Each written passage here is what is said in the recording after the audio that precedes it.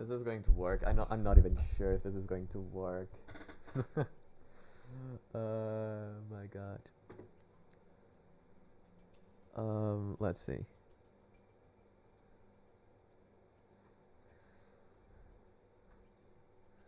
Let's see. I'm not sure if this is even going to work properly.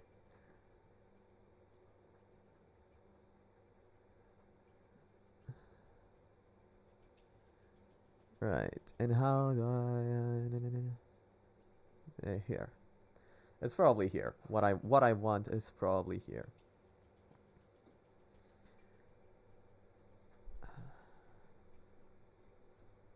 Right.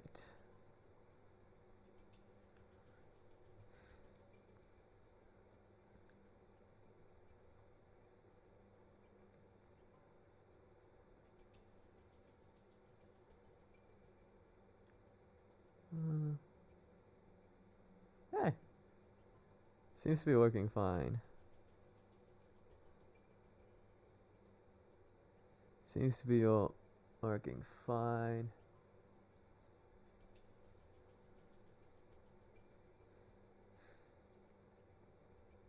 Okay.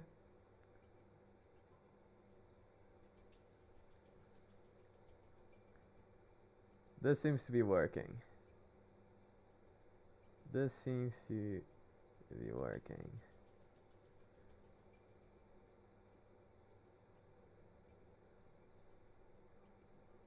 Okay. Okay. This seems to be working, actually. It seems to be working now. Hi, Catherine. Welcome back.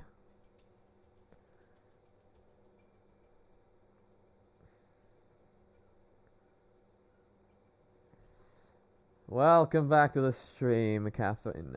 Let's continue with the games. Let's continue with the games. Yeah. No, I'm connected to both right now, so hopefully it works fine. I'm not sure. Like, it started asking me so many crazy stuff, like tags and stuff like that. I'm like, fucking hell, I don't know. Yeah, now I should, if you go to Twitch and search the same name, you should find me. I'm the person that has one viewer. Well, on YouTube. I have one viewer on YouTube. I don't have any viewers on Twitch, I think.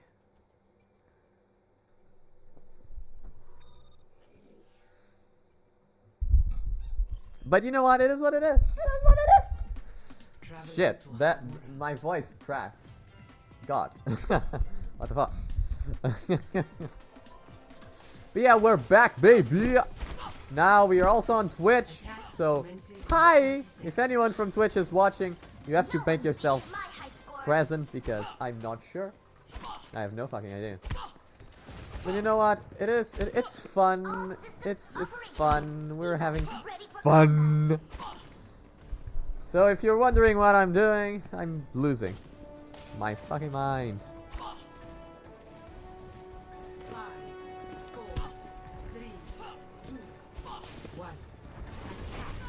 Fucking hell, what the fuck? Such aggressiveness.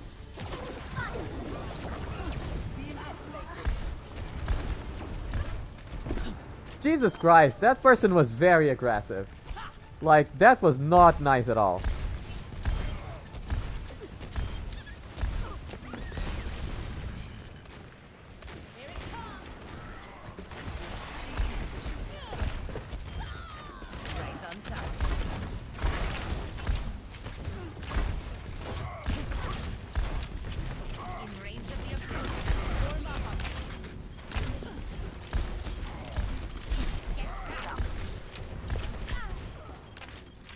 You see the gameplay.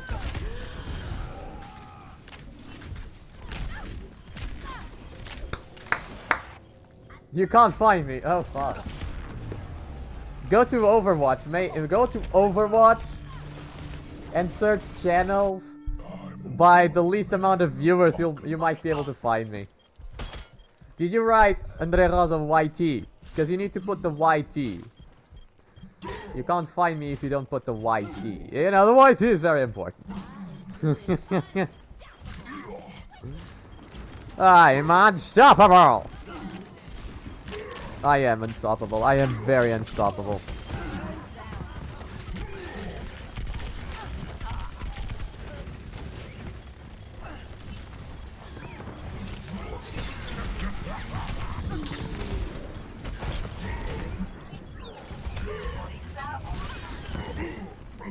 What the fuck?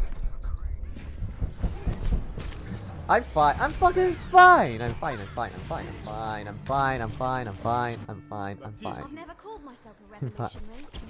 I'm fine. I just think that was kind of bullshit. Kind of bullshit. That's all. That's all. I just think that was kind of bullshit.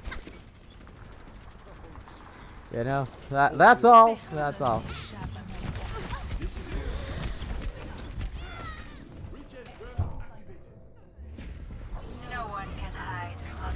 There I am. Hi, I'm Grumpy Cat. Now I have a viewer on Twitch. I am Grumpy Cat. That's a great name. That's a fun name. I like that name. I'm a Grumpy Cat.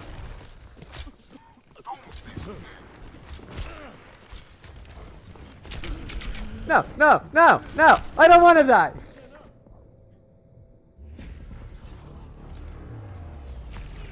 Yes, I know. Wow, cocky much? Cocky much?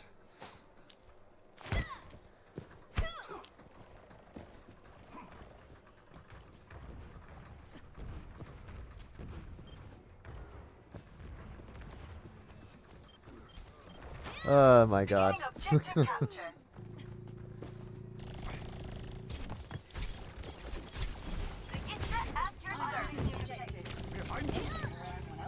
I know, it's not a fun fact. Ah, okay. It is a fun fact. It is a fun fact, actually. I just thought, fun fact, Grumpy Cat died, and I'm like, come on. Come on, that's not a fun fact. Grumpy Cat died, you know?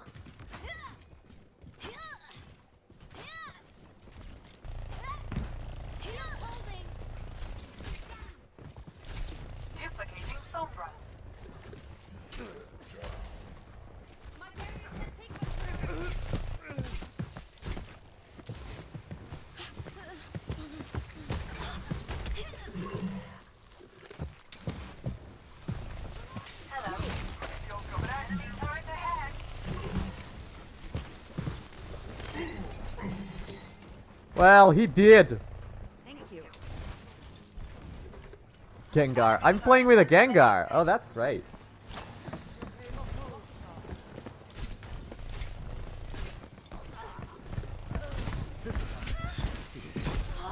What the fuck? You should have been frozen. You're kidding me. This game is killing me alive. You're tearing me apart, Lisa. Ah, fucking hell. You're tearing me apart, Lisa.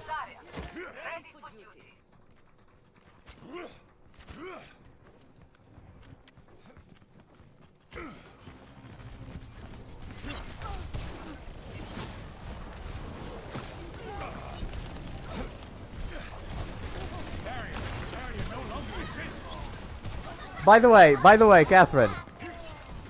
We were discussing, oh fuck. I know, I'm amazing.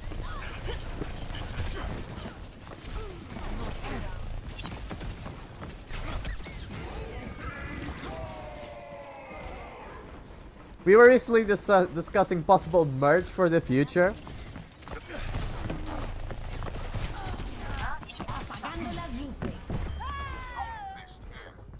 Well, I think your luces were very apagado.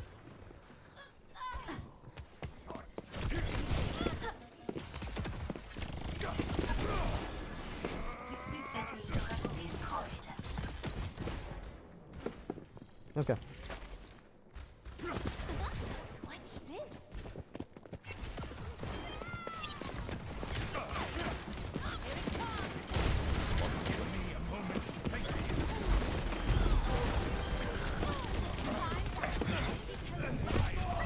That was nothing I could do. So we're talking about merch possibilities, right? For the channel in the future.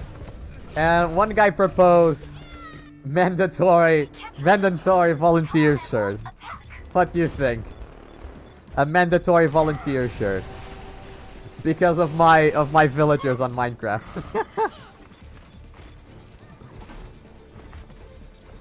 Such a great idea.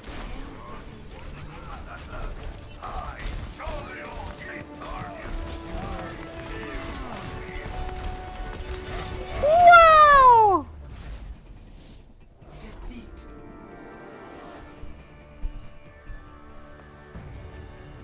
I've been defeated. They played well. They played well. They played well. They played well. They played well. They played well. Like, we gotta give credit where credit is due. They played well. I didn't. They played well. I didn't. So we gotta give them credit for that, right? Ugh. Jesus Christ. I'm getting I'm getting tired just like playing like an hour. I'm so weak right now. I'm such a weakling. Playing an hour is enough to tire me. Fucking hell.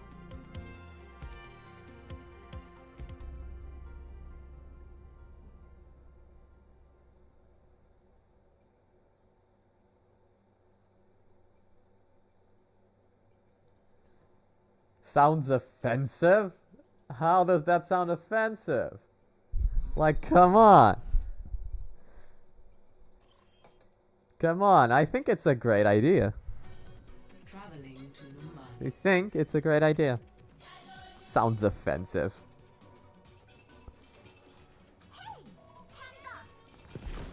Attackers incoming in 30 seconds. Look after yourselves out there. I get us home safe.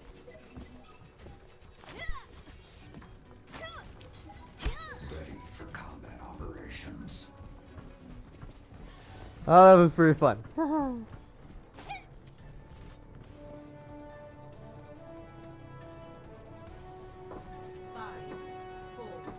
3, 2, 1.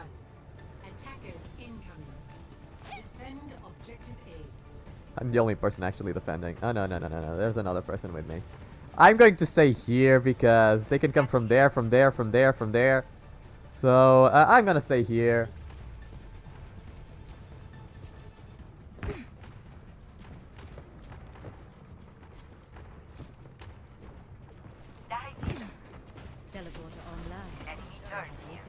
That scared the living crap out of me.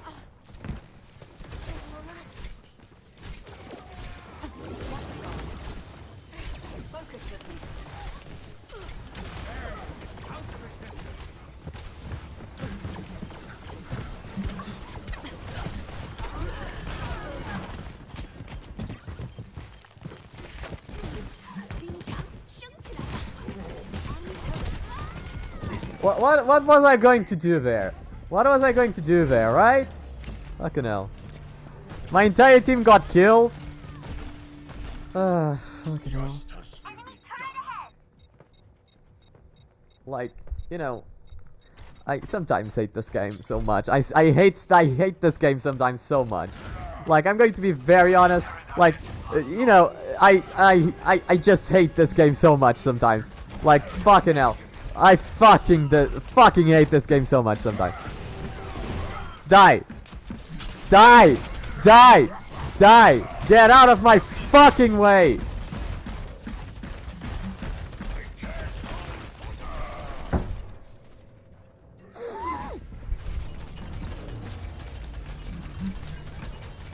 Like, I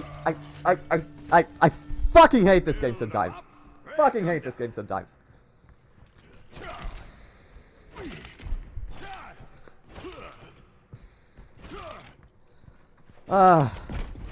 Fucking god.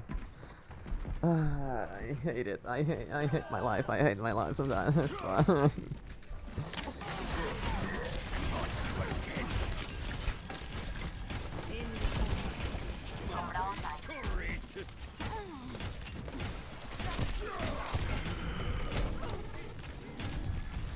Why is my chat not updating? I still don't have the last message from Cat. Something is wrong with my stream chat right now.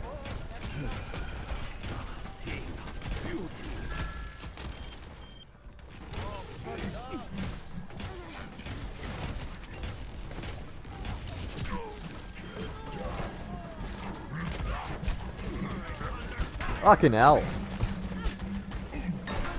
Stop that! Stop that, mister!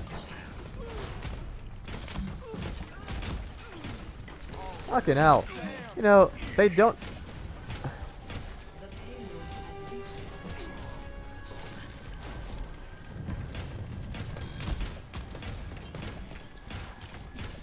This isn't great. This isn't looking good for me. This isn't looking good for me.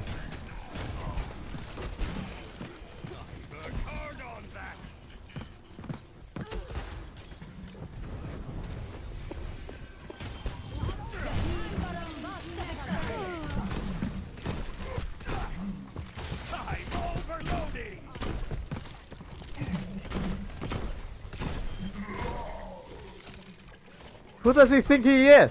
Who does he think he is?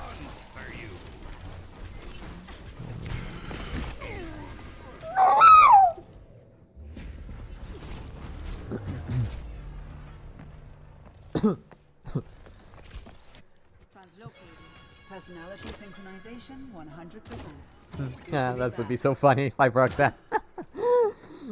That would be so funny if I broke that, actually. Oh my god, that would be hilarious.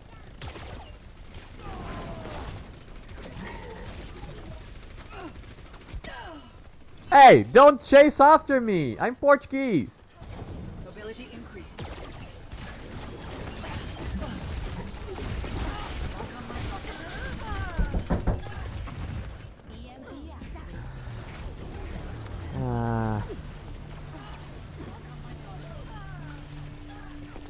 For some reason, my chat is not showing anymore. Oh, weird. You know what? It is what it is. It is what it is. It is what it is.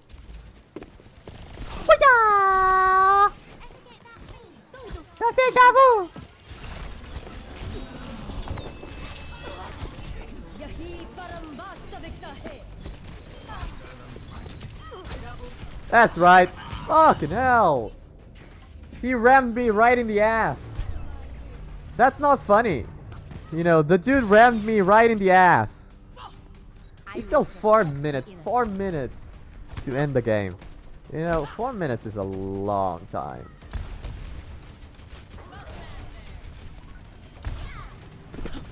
Four minutes is a long time.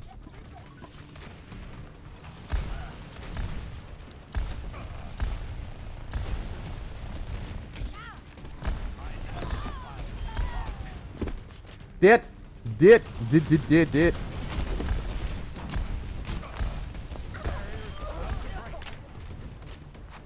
Hi, something.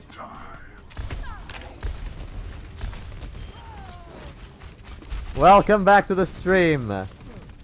God, moderator, something. I'm streaming on Twitch as well, something.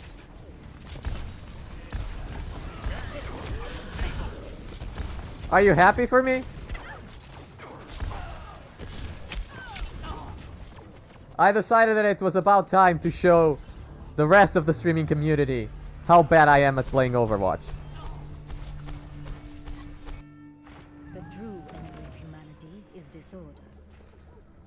My fingers are sore for slamming my table so many times. Out of existence.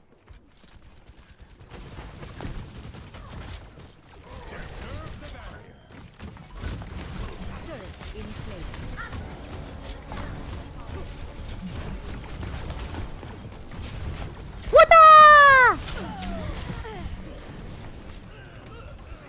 It's just Andre Rosa YT. Andre Rosa YT. That's all. That is all.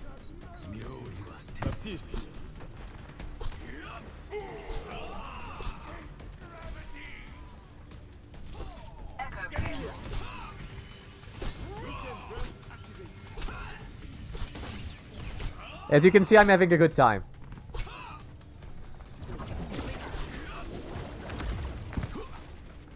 Hey, attacking...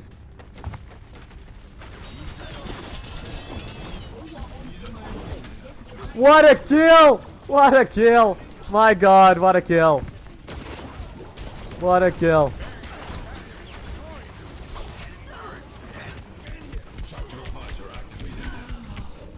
What a kill!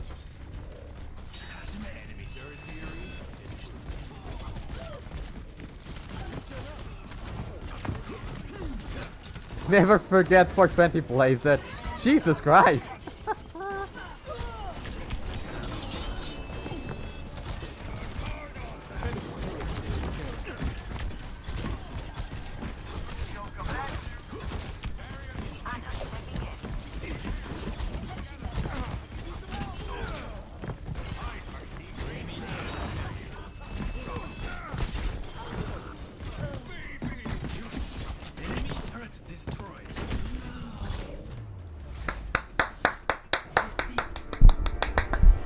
The plays!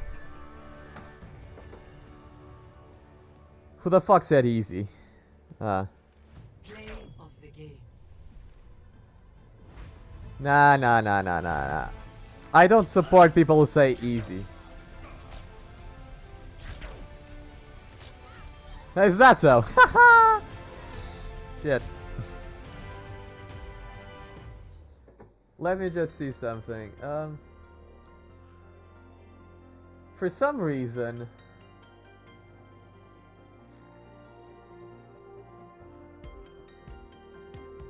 Huh.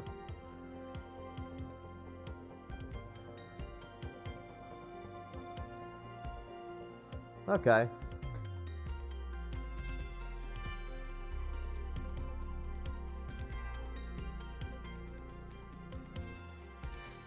I think there was a problem with the stream. Actually, I was thinking something to switch to Minecraft right now. Because I've been playing Overwatch for like, what, an hour and a half? So I was thinking to switch to Minecraft. What do you think?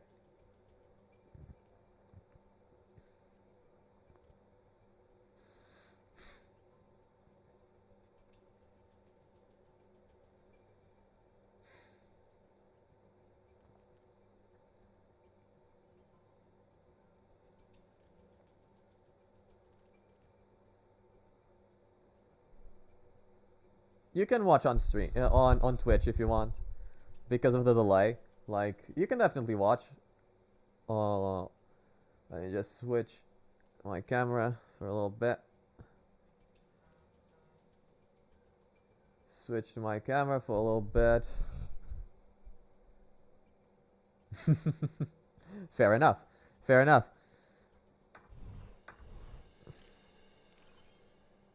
I wanted to know your opinion, because your opinion is very important to me. Okay, let's switch to...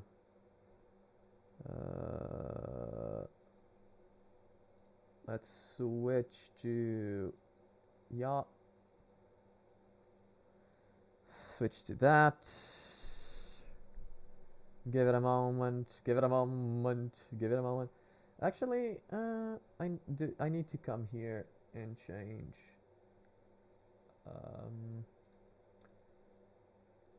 And change the stream info, because I'm playing Minecraft now.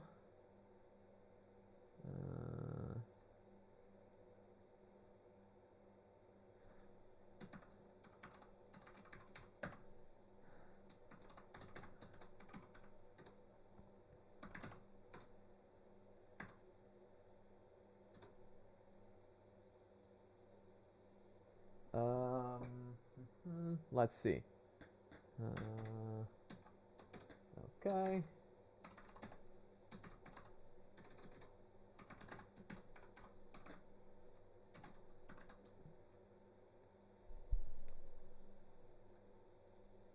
Okay, and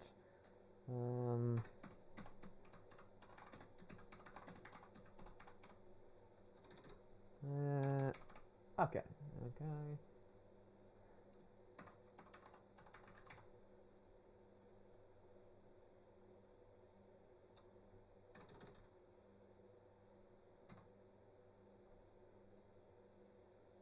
Okay.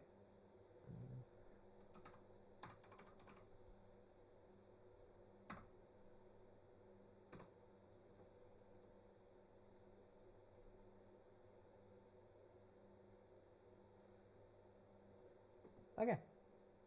That's good. Why did I decide to stream on Twitch? Well, right.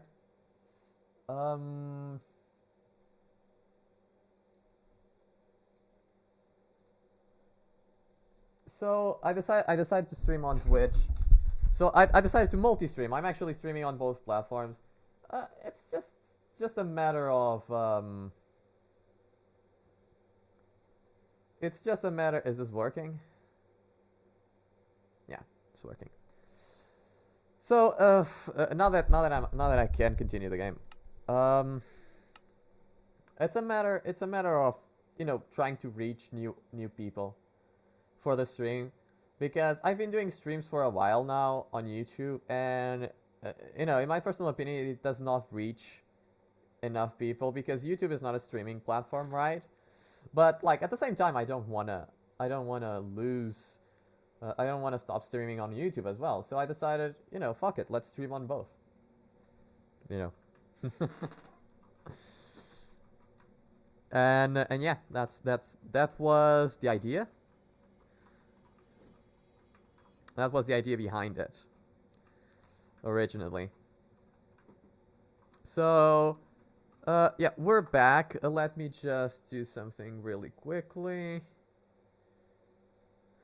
I don't know why every time I switch places. Yeah. But yeah, that's mostly why. I did that. So because the wall is the way it is right now, I can't do my original design. So I need a new design for the wall. I'm not sure what I'm going to do, actually. Because I had a very clear-cut design idea. But now, like, now that design idea just seems kind of dumb. Because, like, I'm not sure. My god. My god, you also need to do Mixer, Vimeo, and Motion. You know, why not?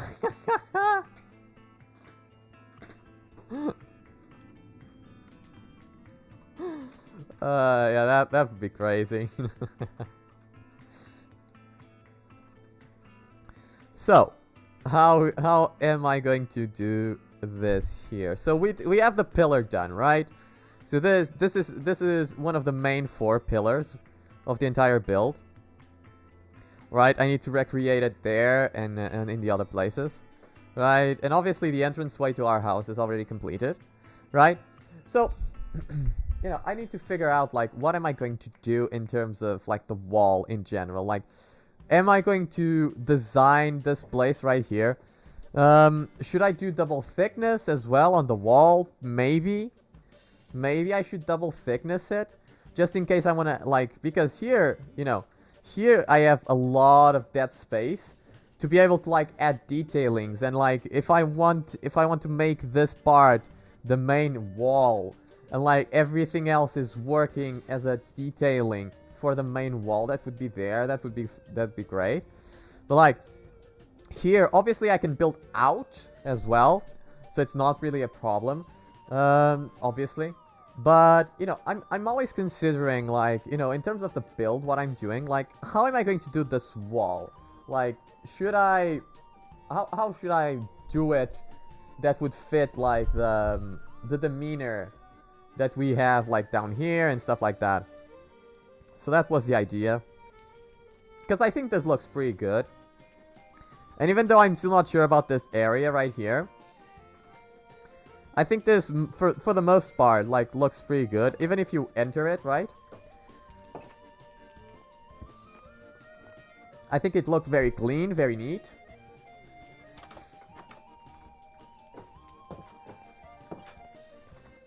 So yeah, that's mostly it. So I don't know. Should I start maybe with this diagonal here, perhaps? How many blocks is this? So we would count it from here. 1, 2, 3, 4, 5, 6, 7, 8, 9, 10, 11, 12, 13, 14, 15, 16. 16. So the center would be 8, right? 1, 2, 3, 4, 5, 6, 8. So it would be these two. These two would be the center, and this would be the unofficial center of the build. You know, where the two, these two blocks, I mean, would be, these are the center. So, now if we have the center marked, like, I want to make maybe 2 windows, right? One smaller, another one a bit bigger, for the second floor. Yeah, I think I want to make one a bit bigger for the second floor.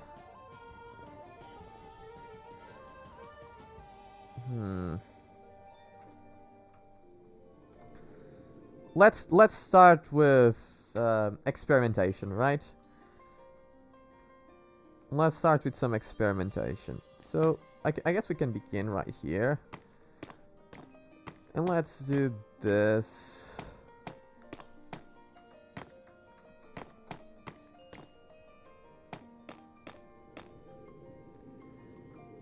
Right.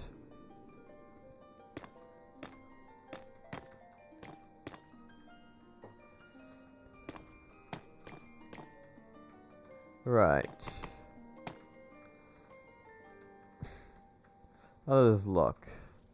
It doesn't look half bad. Doesn't look half bad.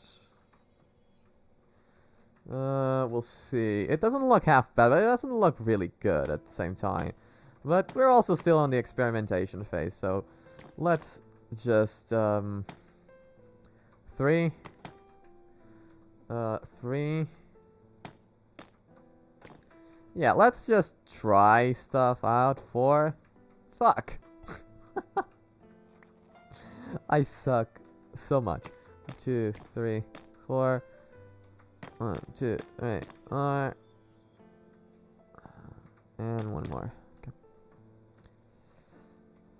Right, it doesn't look bad. It doesn't look bad.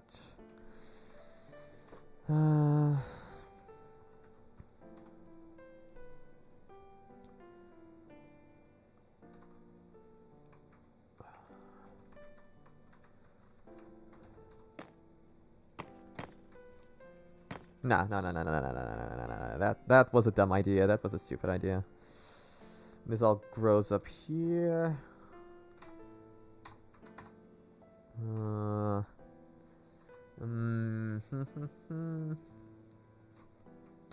So, in here, we could do like something similar to this, right? So we could start here, like this. Right, and leave this. Then 2 up. 2 up. Right.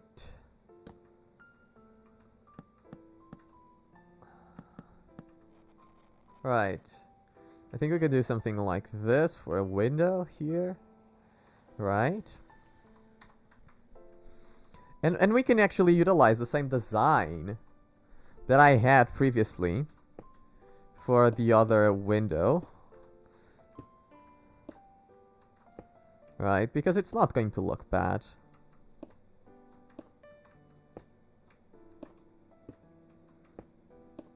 Like, when I think the amount of work this is going to take to finish, like, it just scares the living crap out of me, you know? My god. Like, I'm terrified to think about the amount of hard work I'm gonna have to put in just to ensure that this looks good.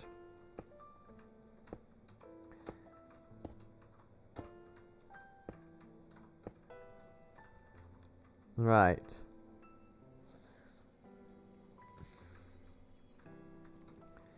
Right, okay. Okay.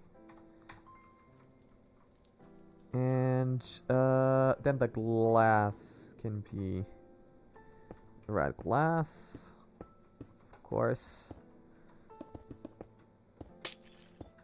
Let's try it with red glass at first, and then we'll decide. Like, we obviously need to add some elements of like the wood. We need to mix like this wood, and then like a little bit of What did I click? I clicked something that made me zoom in. Oh, see. Ah! I love it. I love it. I love it. I didn't know I could do that. Amazing. Amazing. Absolutely amazing. Oh my god.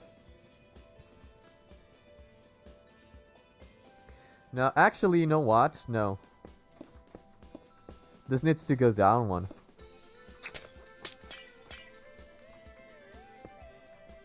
This needs to, yeah, this needs to go down one. Right. Yeah, no, it just wasn't working, you know? It just wasn't working. I don't know why. I don't know why. I honestly don't know why. I don't know why. I don't know why.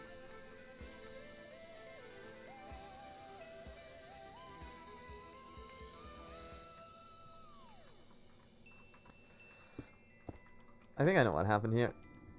No, actually,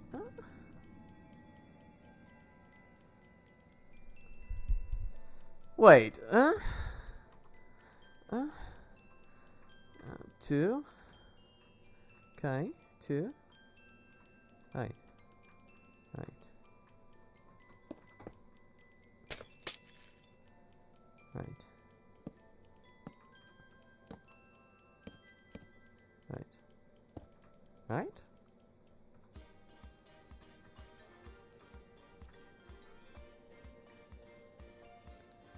Right. Right. Right? Right. I think so. Right? Right.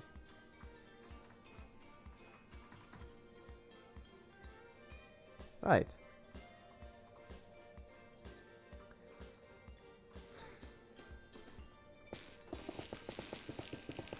Let's like do something like this. Let's do something like this. And maybe here as well.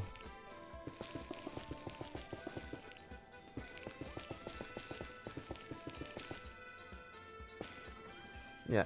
Let's do something like this. There. Okay.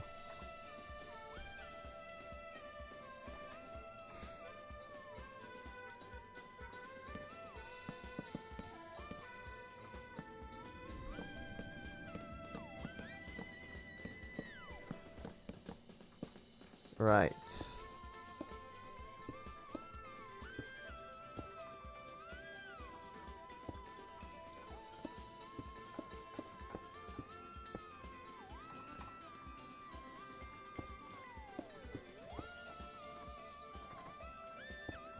Right.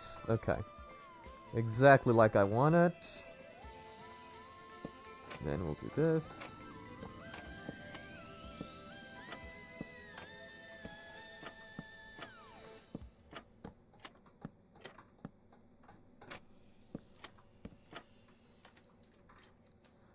Come on, come on! Doesn't it look good? Doesn't it look? It's starting to look good.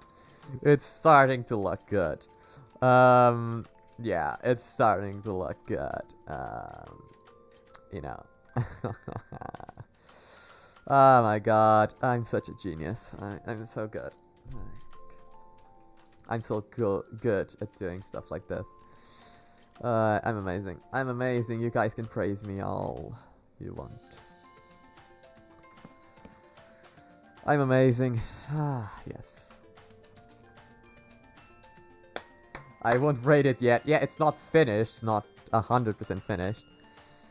But it's going to be.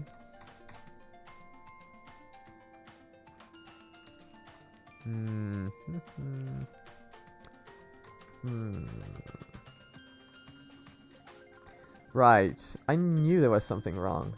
That's what it was. Right, now it looks good. Now it looks great. Okay, okay, okay, okay.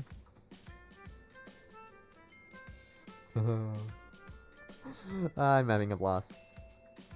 Okay. So, let's see.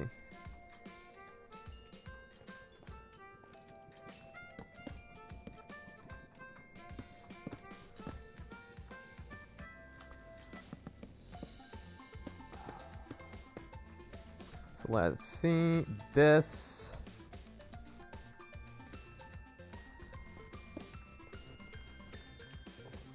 This.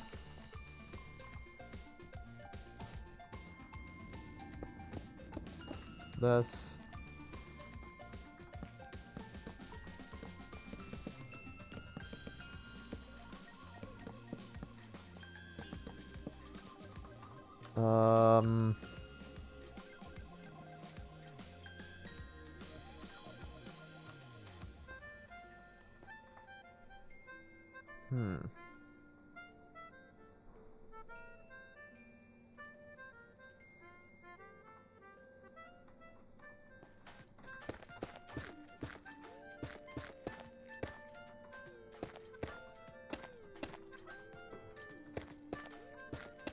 Is this going to look good? This doesn't look bad, but I think we can do better. I think we can do better, actually.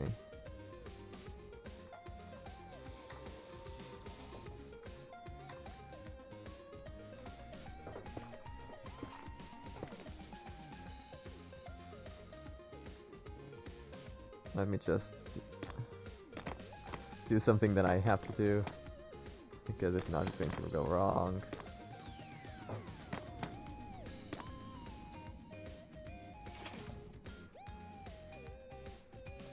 That wasn't supposed to happen.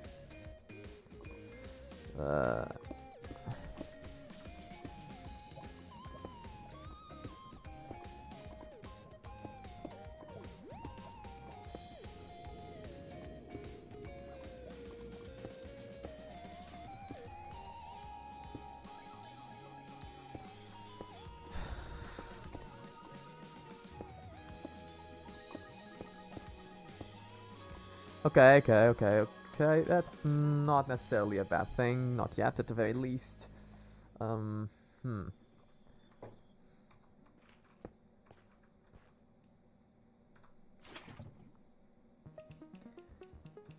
Fuck.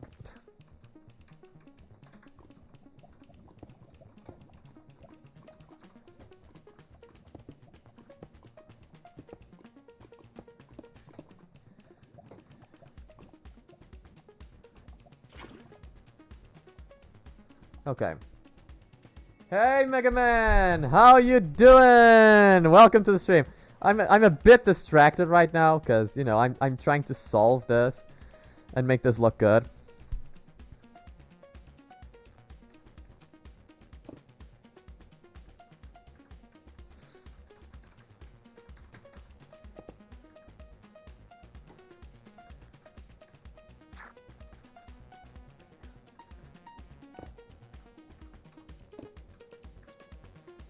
Okay.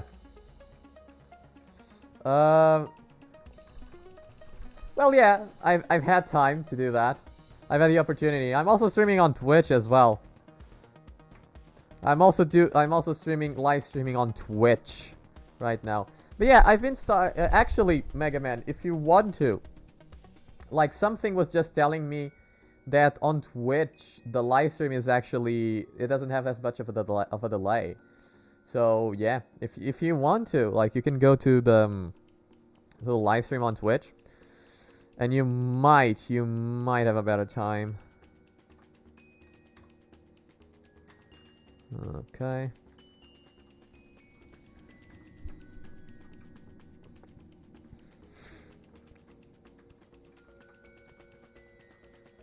Okay.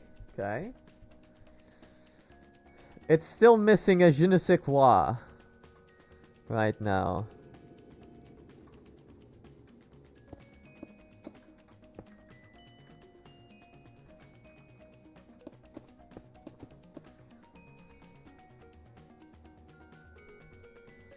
It's still missing a je ne sais quoi. Je ne sais quoi.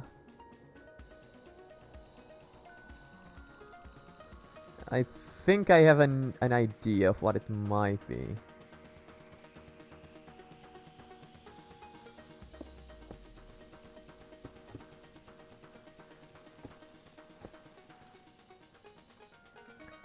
That's better. That's actually better. That's better. That's better. Yes, yes. That is better.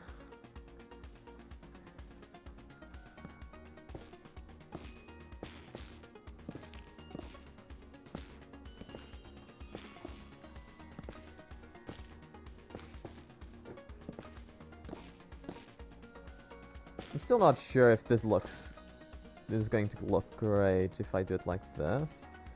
And then maybe like this.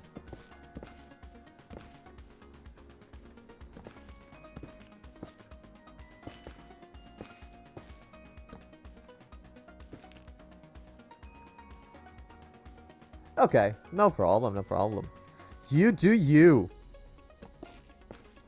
You do you, boo. You do you. So, you just missed actually a very, very tiring game of Overwatch. Where I almost pulled my brains out. So, you can always watch it on the VODs and all of that stuff. You can always watch it there if you want to. But let me be very serious. I was ready to shoot myself. Like, I was so unhappy.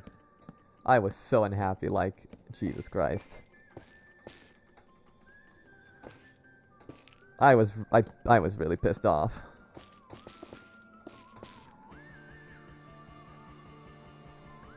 Okay, okay.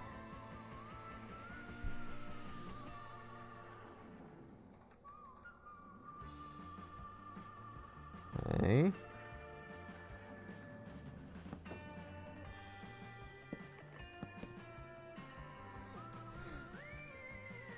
Let's try something like this. Let's try something like this.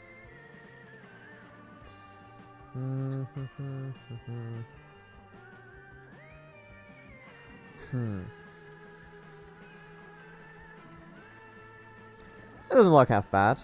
I don't think so. I don't think it looks half bad, actually.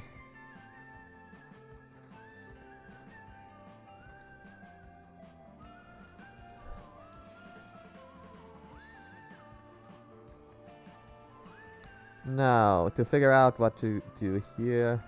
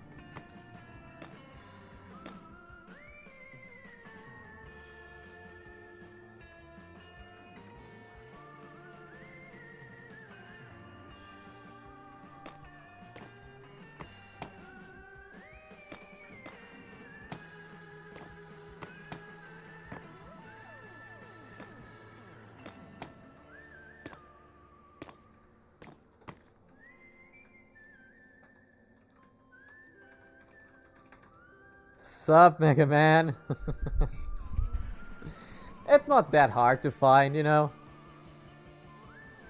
You just need to look for the crazy dude on Twitch. That should do it.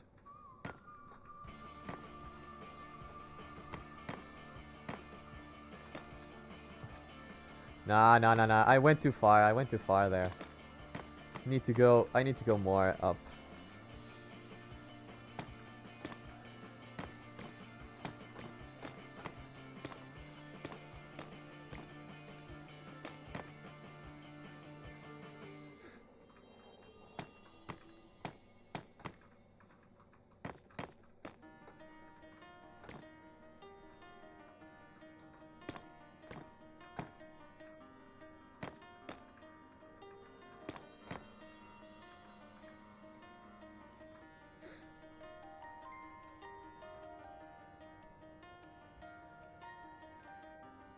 Well, that's kind of weird, but you know what? It is what it is. You know, sometimes it happens.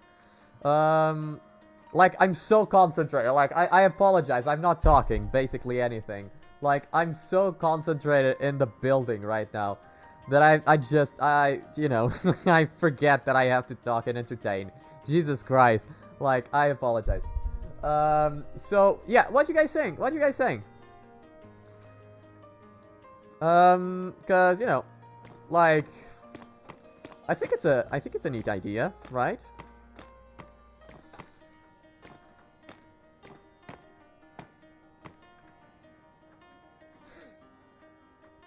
I think it's a neat idea, right? So like we have all of these patterns, right? This is going to be a pain in the ass to recreate on the other walls if it stays like this. I think it looks kind of cool. Although IT might be easier. Yeah, no, sure.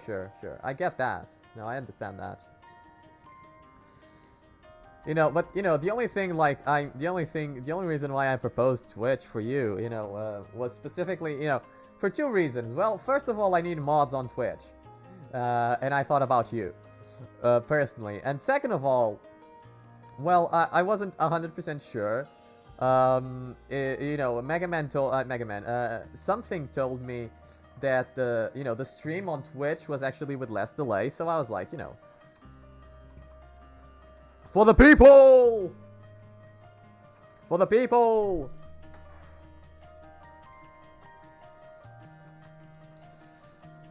So, come on, people, watch me, watch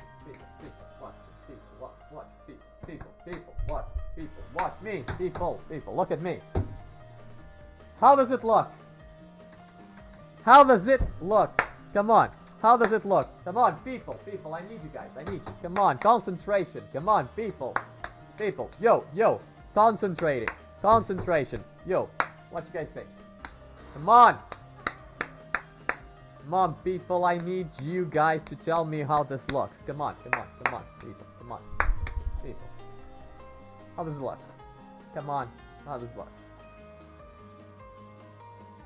Like, do you like the pattern? You always give me 6 out of 10. I don't trust your taste anymore. Like, the grade never varies. I'm not sure if I can trust you something. I'm sorry. I think it looks good. Okay. I like that. I think it looks good. I like that.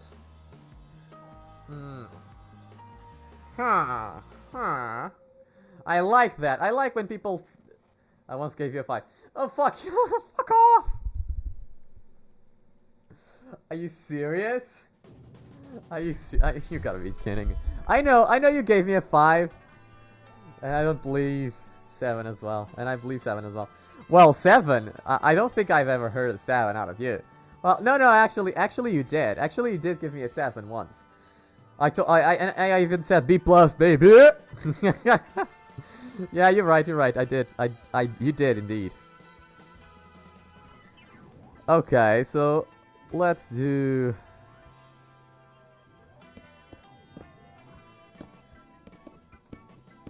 Let's do something like this. No, actually, no. I'm an idiot. I'm an idiot.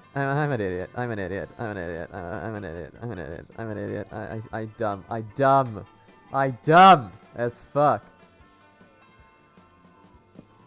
I dumb as fuck. I dumb as fuck.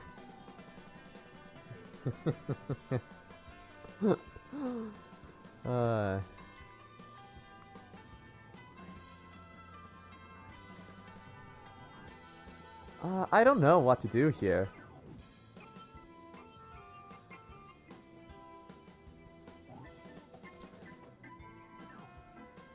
Because, you know, it's too magenta, right? It's too magenta. So I'm not really sure what to do.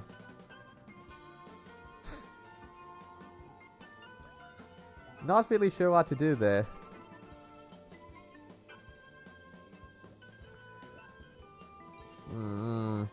I'm going to leave this for now. I'm going to leave this for now. I'm going to do something here.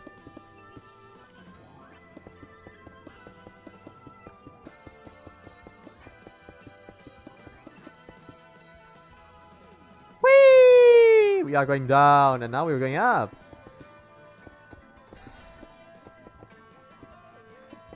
No, no, no, don't! Fuck! Why the fuck? Fucking hell.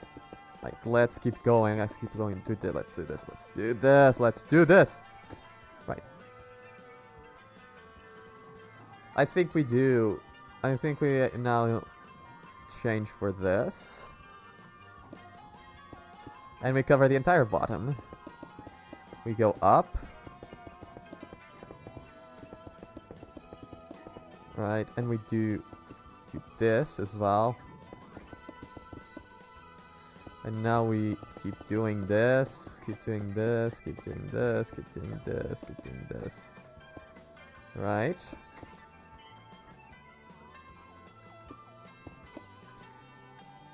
By the way, Catherine, have you seen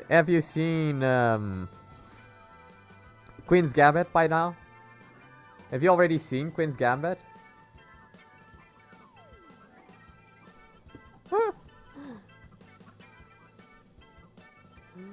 So so are you preparing yourself for how the world could have gone very wrong? Oh yeah.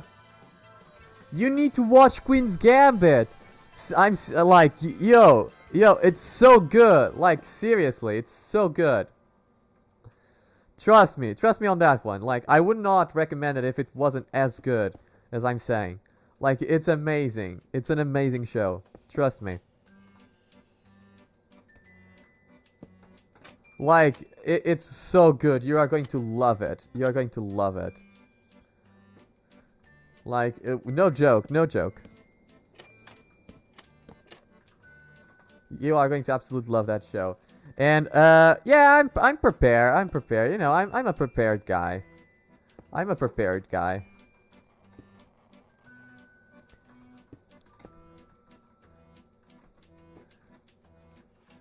Okay. And we can kind of...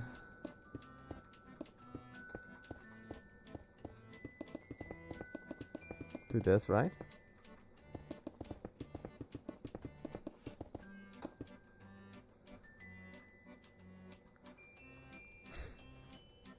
Right. Neat. Neat. And then we can kind of do that. Not here, though. Not there. We can't do that there.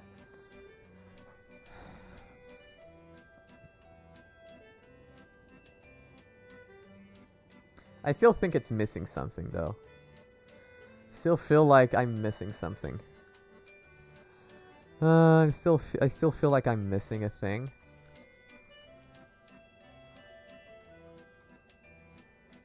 Not sure what, though. Not sure what.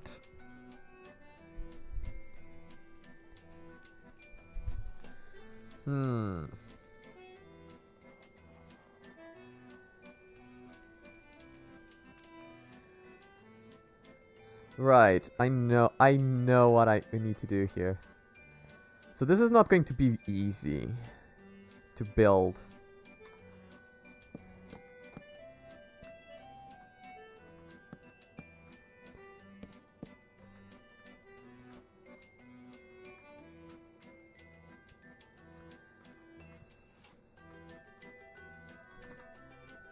I dropped it.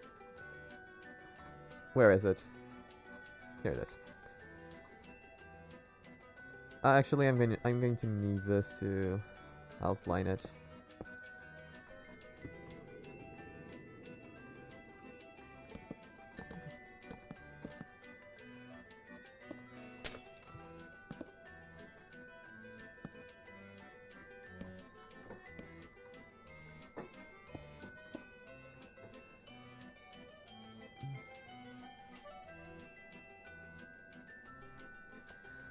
Sure, we can look at that.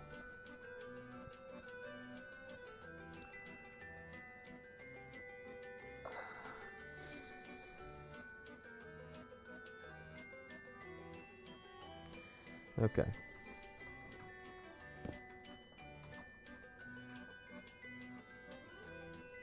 Nah. I'm doing this wrong. I'm doing this wrong.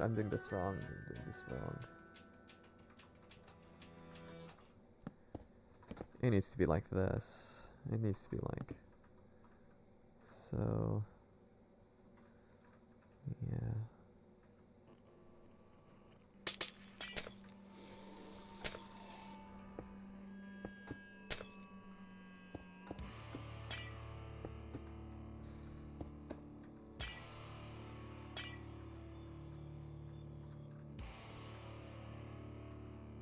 No, this is the middle. Right.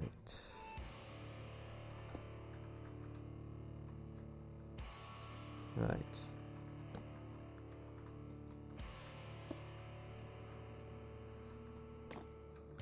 Fuck.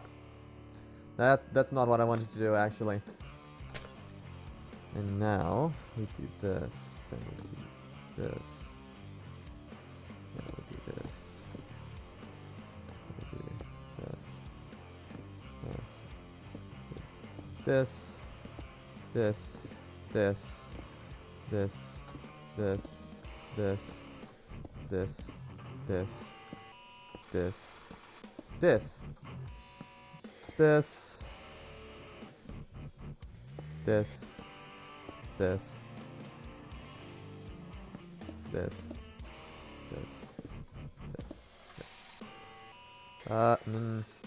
I fucked up somewhere.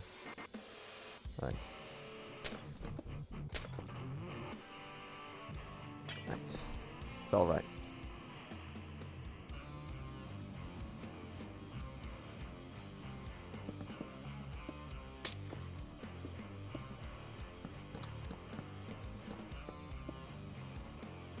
Yeah. Although it's season 2 of the OPs, you need to watch version 2. Version 1 was from the first time we saw the OP, but they put the end credits over it. Okay.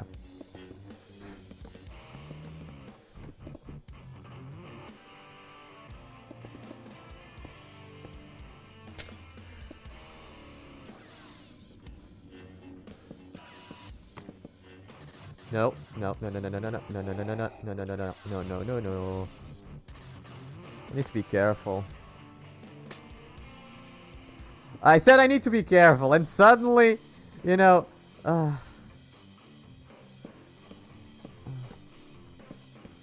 like, let's not rush things, right? Let's not rush things. Let's do things slowly and gently, because you know, if you rush stuff, you know, it gets really bad. It really does get a lot of fucking hell. Oh my god, let me tell you. But yeah, no, that sounds interesting, Mega Man. That sounds interesting. But you know, we'll see. We'll see how things go. You know, it really depends on the people that show up and all that good stuff. You know, and what they want to watch when we do the reactions and all that stuff. But yeah, like I'm trying to do this.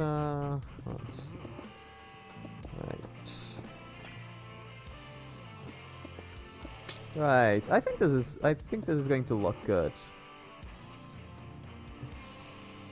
Although I do have to say, I should have extended this one more. But you know what? It is what it is. I think it looks good. Yes, yes, yes, yes, yes. Let's go. Ooh. Let's go. Oh, that looks sexy as fuck. Now that looks sexy. Now that looks sexy, people. I don't know what to say. I don't know what to say. Like, yeah. No, like, it doesn't really matter that parts of the window are blocked. Because it's stylistic. Also, rushing things might end up. Your monetary volunteers fighting. Hey. I don't have any mandatory volunteers here yet. Like, of course, like, oh, listen. Now, listen. I'm gonna be very honest, right? Of course, like, when I finish the building, if any volunteers want to join the base, who am I to stop them, you know? I'm no one. I'm listen. I'm obviously going to allow them, right? I'm obviously going to allow them to, yeah.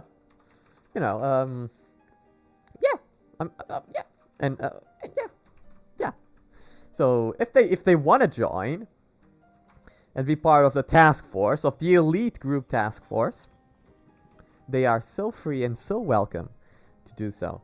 You know, because I'm a nice guy. You know, I want what's good for them. I want the best for them. And yeah. You know what? I think I'm going to do something here.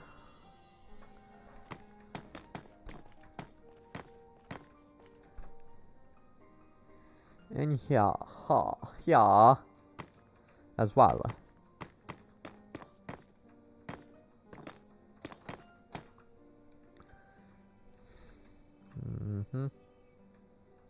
Yeah.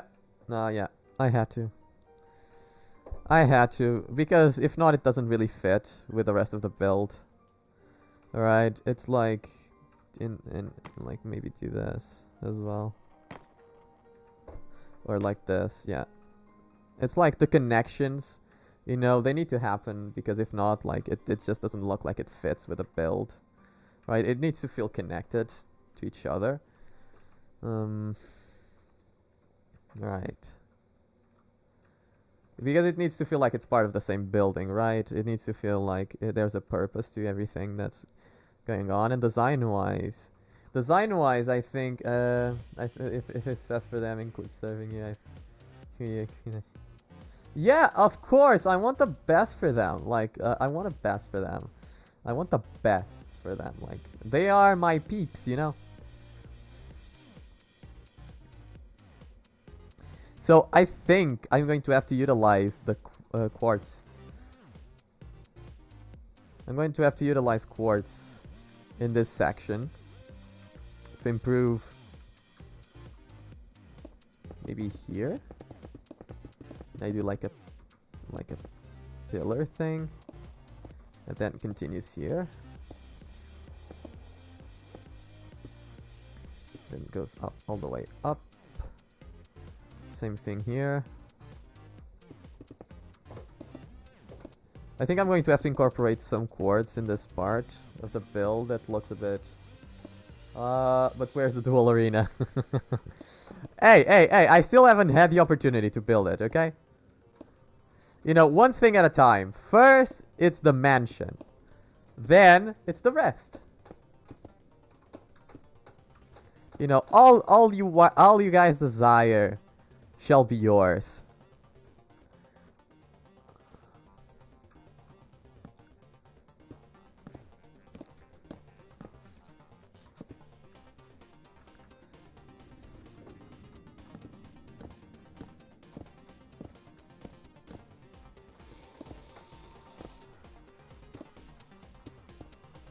Who said that you were allowed to be sideways? Jesus fucking Christ.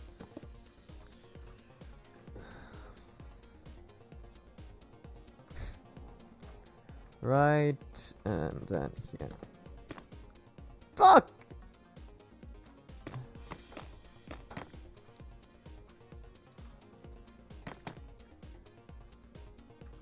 I'm not even sure how it was actually. It was like this. Yeah.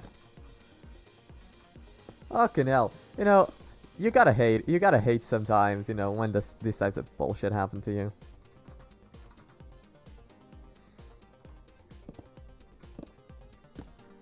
Like, let's try to really well incorporate the quartz in the build.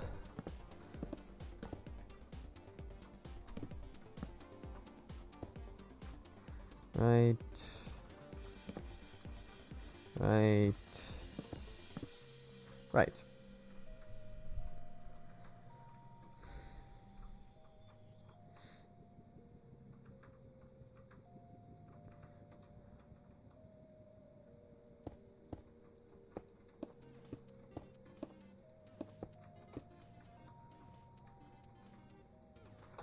Let's try to do this.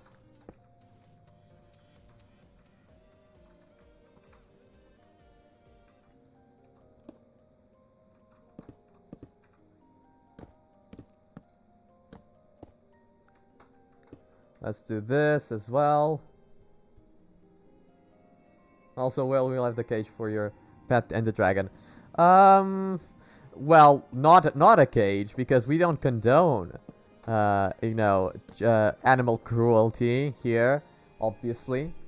So not a cage, right? But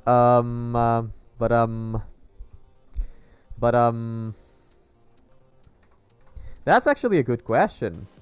Where would I put it if I, you know, if I had a cage for an ender dragon, right? I don't know. Not really sure. I'm not really sure. Not really sure myself, you know.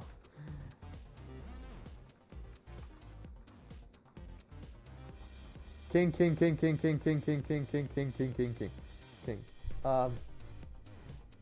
I think that's a new guy. Do you play viewer requests of games too? I am planning of doing that as well. Yes, I am planning on playing viewer games. Actually, one of my viewers already asked me to play a game. I already have one. But like, I've been so busy with this build on Minecraft that I haven't actually played it yet. But yes, I do plan on playing requests of games. But, you know, if it's not a free game, then I'm afraid that I'm not able to purchase the game, you know. Unfortunately, I'm poor as fuck.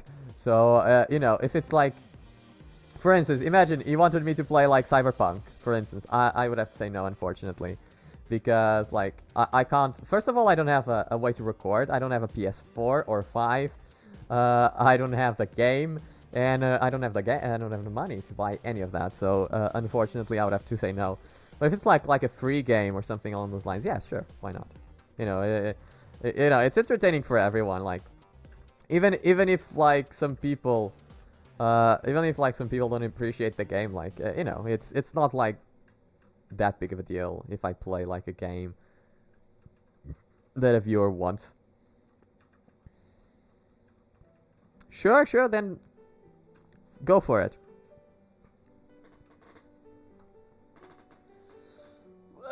Jesus Christ. Make the requests you want, and we'll see. You know, when I have the opportunity to play them, maybe I'll play them. Make the requests you want. Be happy. That's all I care. For my viewers to be happy. I know, I'm such a nice guy. Such a nice guy. Still not 100% sure. I'm still not 100% sure. Still not 100% sure. Actually, now, no, because, well, first of all, I'm playing this right now. And second of all, in like 5 minutes, I have to go eat something, and then when I come back, we might start doing reactions. So I'm not sure. So I'm not sure if I'll do that now. But, you know, next stream, I've been streaming daily, so if you want to come back, you know, another day, sure, why not? I can like see the game and like I can do like I've played, for instance, I started early today. I started started playing Overwatch early today. So, you know, who knows, maybe tomorrow when I start recording, maybe or streaming, if I stream tomorrow, like I might start with Minecraft and then do some other game, the game that you want. So, but right now, because I'm still building this and I haven't played this for a long time, like I've only been on Minecraft for what, like an hour, 45 minutes or something. So it's not been that long. So I still want to focus on this because I would like to finish this build this year, you know. It's been a while. I like listen dude, I don't mind playing the game, just not today. Just not today, you know. I don't mind playing the game. Like tomorrow I might play it for it will be my pleasure. Let's do this. But I wanna at least finish this build, this wall. Fuck. It's okay. I'm fine.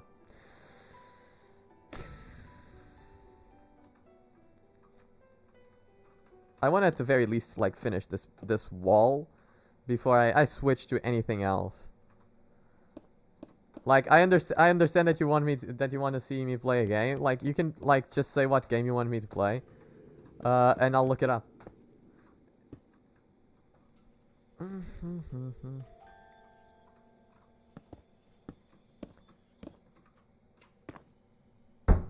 Fuck.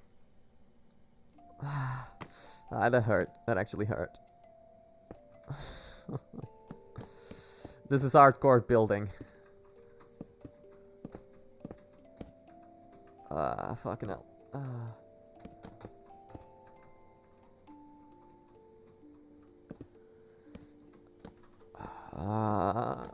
I don't know. I'm trying to make this look good. I'm not sure if I'm succeeding. I'm going to be very honest. I'm not sure if I'm succeeding to making this look good. Like, I'm really trying. I'm going to be very honest. I'm really trying to make this look good. But I think my original concept design is kind of flawed.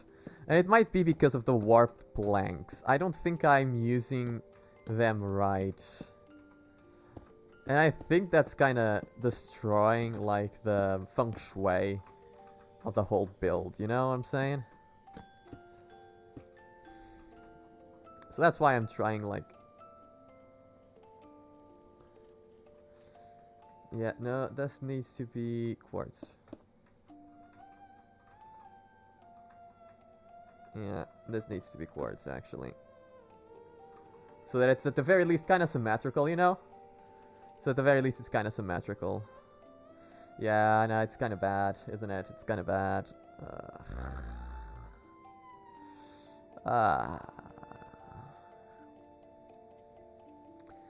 Something you can say it. You can say it. You can say it looks like shit.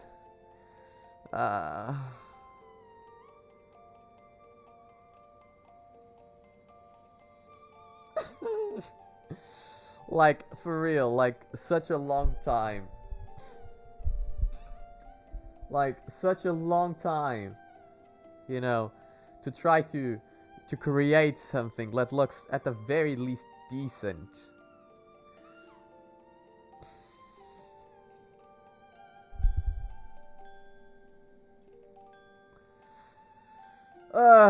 Why, God, why? What have I done to deserve this? For fuck's sake. Oh, my God.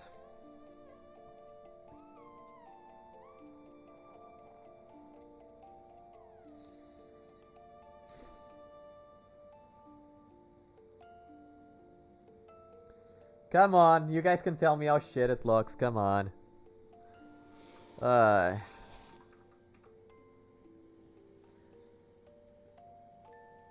It looks like shit. It looks like garbage. It looks like absolute garbage.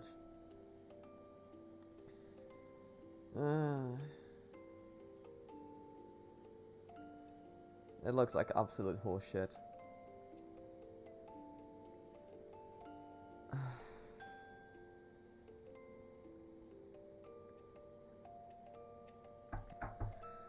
God damn it. God damn it all. Ah, Jesus Christ. Well, guys. Nah, I think it looks fine, and I'm not good at spotting good designs. Yeah, well, yeah. I don't know. I'll be right back, okay? I'm going to go eat something, because I'm kind of starving. Be back in, like, what, 20 minutes? 20 minutes tops, like, I'll try to be back as quick as possible, okay? But I'll be just right back with you guys.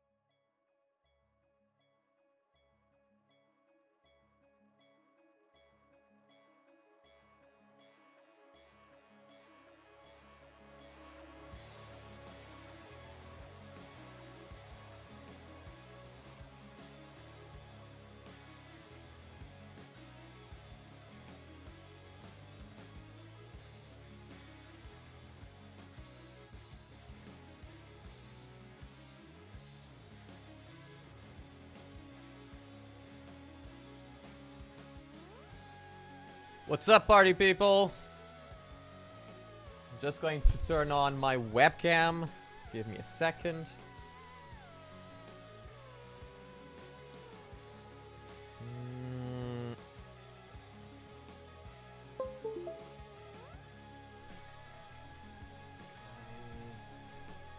Let's just ensure that it's working.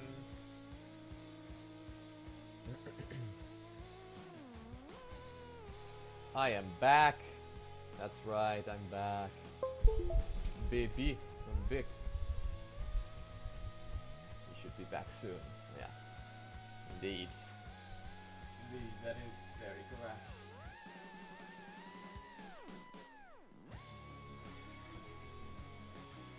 Let's see. Okay.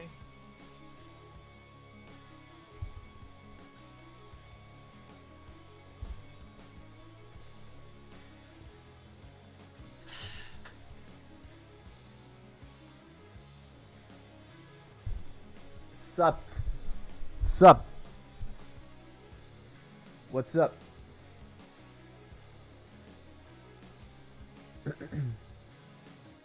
Yeah, I noticed. I can see the comments. I see that Pariah showed up for a little bit. Like when I was coming back the stairs to sit down, I was like, I wonder if the chat had like this entire conversation whilst whilst I was gone. Seems like that wasn't the case, Helder. Seems like it wasn't the case, I'm afraid.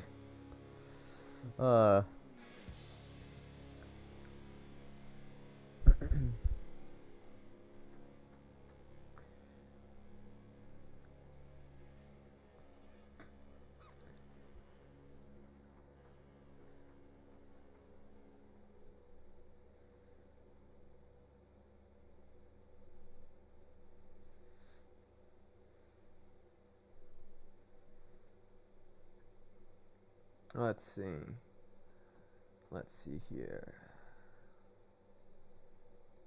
What the hell is this? This I get.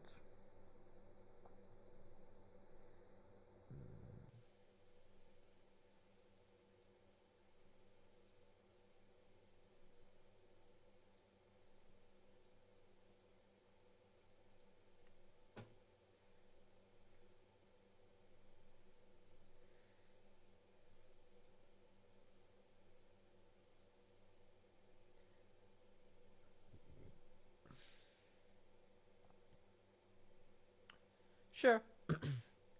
Sure, reaction time. Yeah. Oh, fuck. I just misclicked. Sorry. Yeah. No, yeah. Reaction time, sure. I'm also quite tired of Minecraft right now, so. Like, I arrived thinking, maybe I play for another hour or so, but like, nah. Nah, bro, I can't do that. I can't do that, I'm so tired. I'm so done.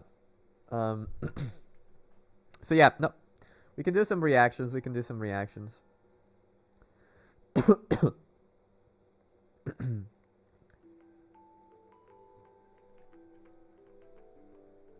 Second.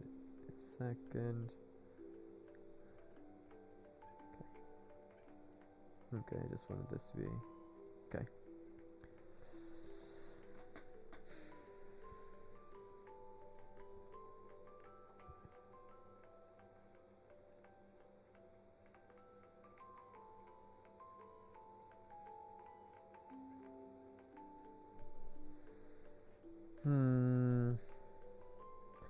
I was trying to see something here.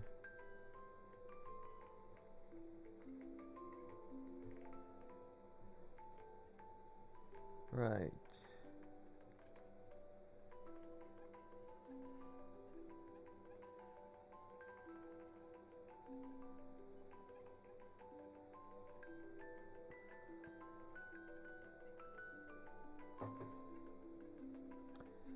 Okay. Let's check it out. I'm assuming it's a big one, but yo, how you doing? Obito. I'm assuming. I'm assuming that's the name. Welcome to the chat.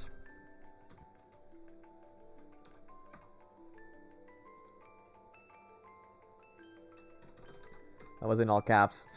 Fucking hell. Oh. Riru. Ras. If.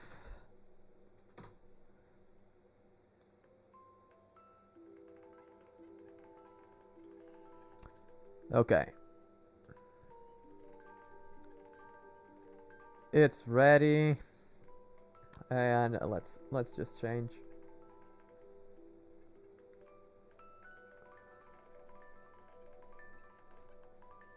Huh. Right, but for some reason this should be working. This was working. This was working previously. Let me try something else then.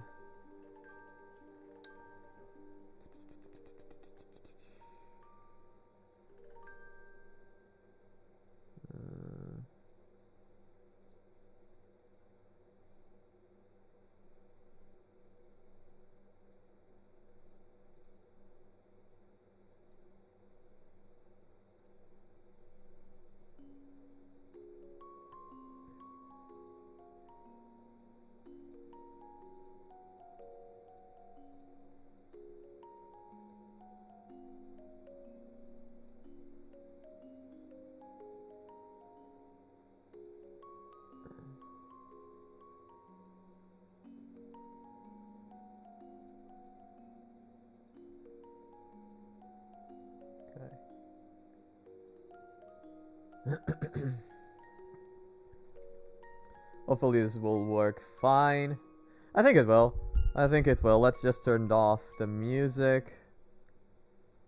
And let's begin, shall we? So, this is a video regarding the story of ReZero. You know, let me just, I need to change just something real quickly.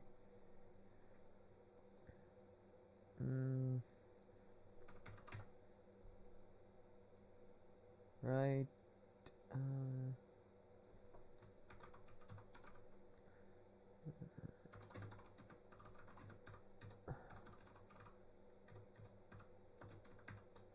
Right.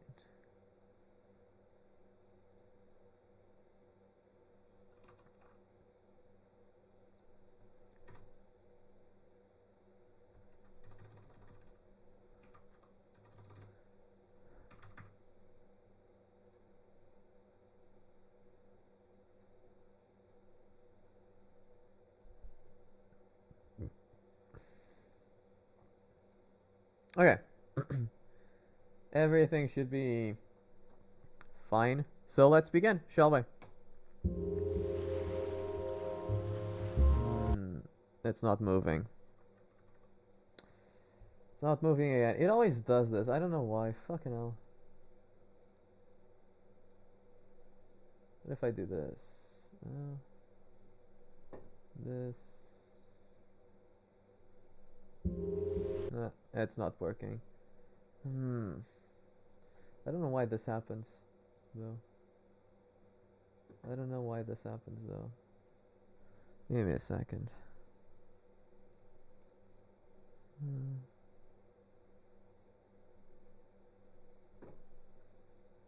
Let's see if I can figure this out.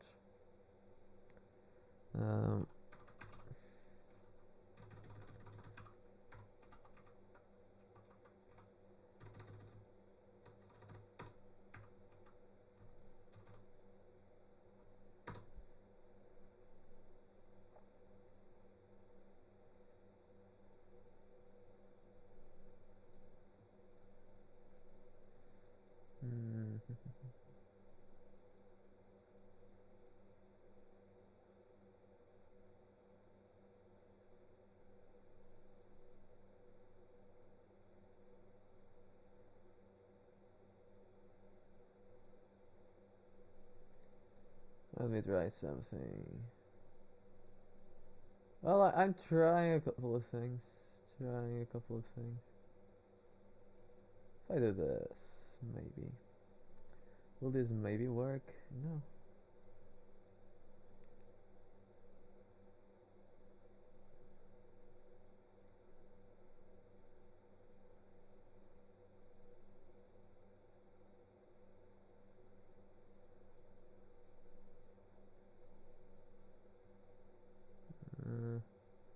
I was hoping this would work, but it's not. We might have to restart the stream because you know it's the same problem. Like I was trying to see if I can solve this, but it's the same problem. So you know I'll explain it again for the people that are new here. So whenever I start the streams, the game capture only works if I open it with my my graphics card, my NVIDIA graphics card. But because of that, display capture doesn't work.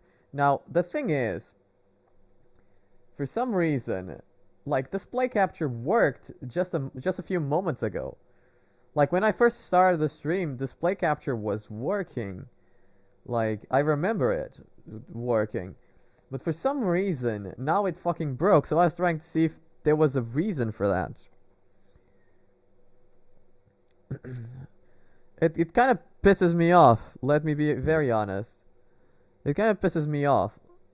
Because, you know, fucking hell.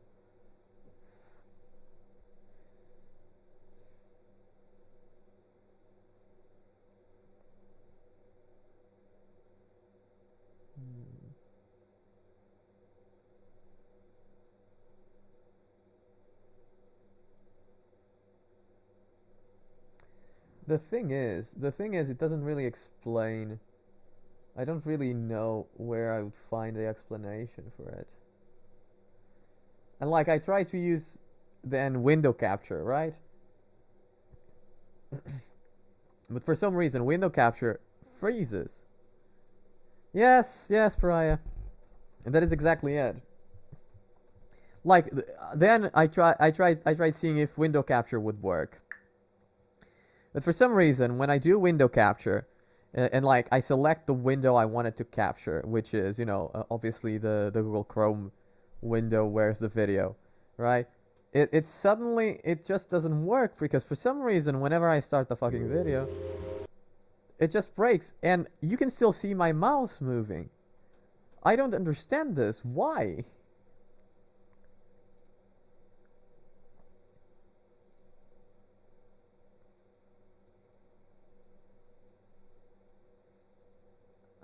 I don't get it.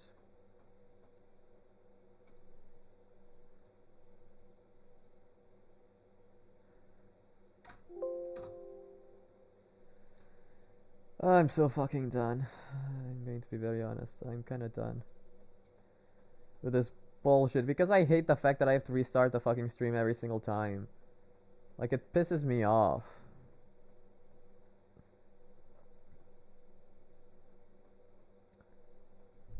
It pisses me off that I have to restart the stream every single time, just so that I can, like, do different things on stream.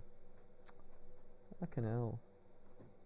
Like, is it because of my computer? It might be because of my computer is, like, kind of shit.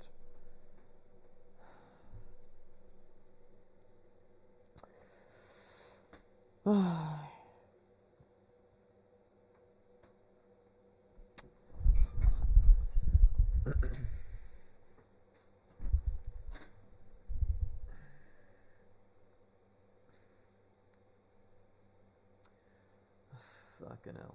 I'm so pissed off right now. Like, I don't know why this is fucking happening. I don't know why this is fucking happening.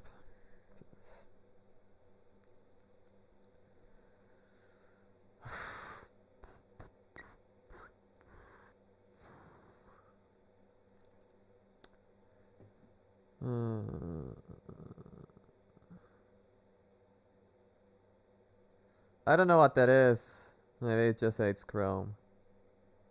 Maybe. You know what? You might be onto something. Instead of Chrome, let's try Firefox.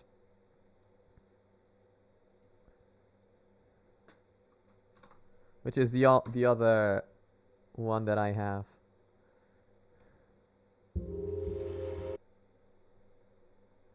I don't care. Okay. Okay. Can I do dark mode? Yes, thank you. Actually, can I do dark mode on this as well? My god, this is so bright. It's like killing my eyes. Okay. Right, okay. Let's try... Let's try window capture. Yeah, let's try window capture.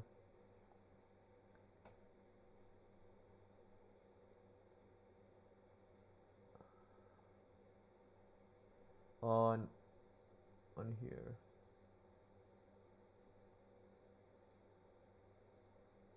Okay, no, this is not it. For some reason, it's not appearing.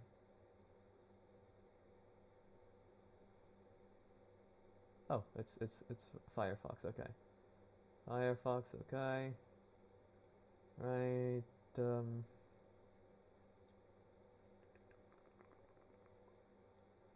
Let's do this. That's more or less fine.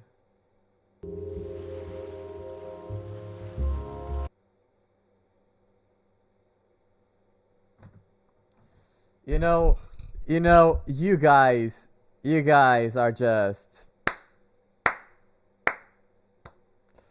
You guys are just amazing.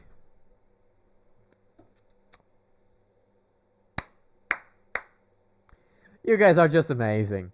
What would I be without you guys? It's a Chrome problem. Why is this not? It works. Yeah, it's a Chrome problem. What would I be without you guys? Hey. I made a boo-boo. I was trying to change my camera.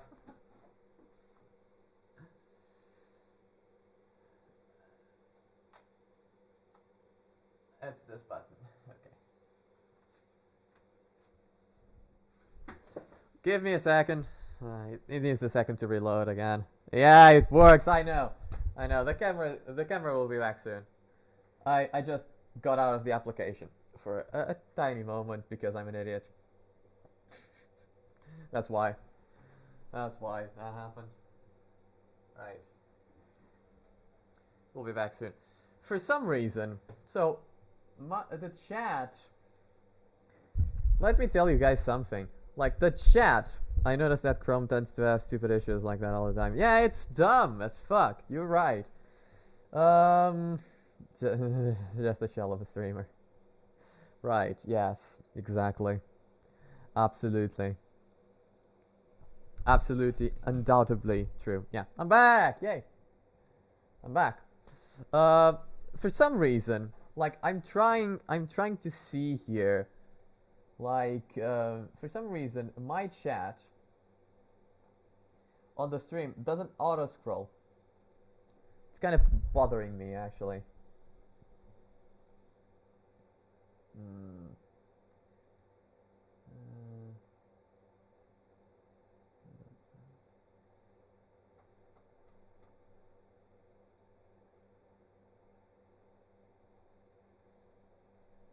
On the stream, it doesn't auto scroll.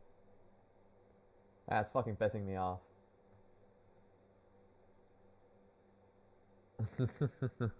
Chat it's instant now. Yeah, kinda. No, like it's on the application that I'm using to like see the chat. It's not auto scrolling for some reason.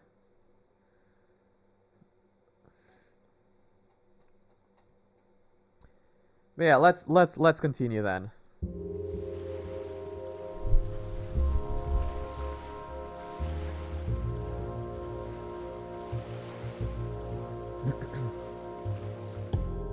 ReZero is full of moments where the story could have easily diverged onto a completely different path, and these moments are indicated by Subaru's ideologies being tested. In the end, right. Subaru always seems to overcome his mental conflict and eventually becomes an amazing character.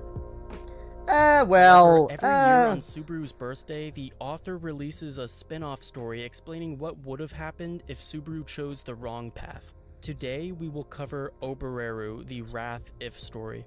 The story itself contains like 1 or 2 spoilers, but I've decided to make them as vague as humanly possible because I wanted this video to be safe to watch for all the anime onlys out there. This means that I will be skipping and glossing over certain details that pertain to spoilers, so I'd like to remind everyone that the only way to get the full experience of this story would be to actually read it yourself. That being said, before we start this narration, let's quickly discuss where exactly Subaru faces the ideological conflict that leads him to this route. As I said before, these potential points of divergence are all indicated by a test. The ending of episode 7 is one of these times where Subaru is being tested. This was the episode where Rem dies from the shaman's curse and Rom tries to kill Subaru for being all suspicious. She chases him outside and prepares to kill him, but Beatrice interferes and offers to protect Subaru. This is the moment where Subaru had a choice to make. Subaru could accept Beatrice's assistance and engage Rom in combat, or he could be patient, jump off the cliff, and simply restart from his last save point. Obviously, Subaru made the right choice. He strengthened his resolve and jumped off the cliff because he was patient enough to keep dying over and over until everyone he cared about was safe. In Obereru, this doesn't happen. Subaru allows himself to be influenced by wrath instead of patience, and it changes the ReZero story entirely. This is Obereru, the Wrath If story. Instead of jumping off the cliff, Subaru accepts Beatrice's offer to protect him from Rom.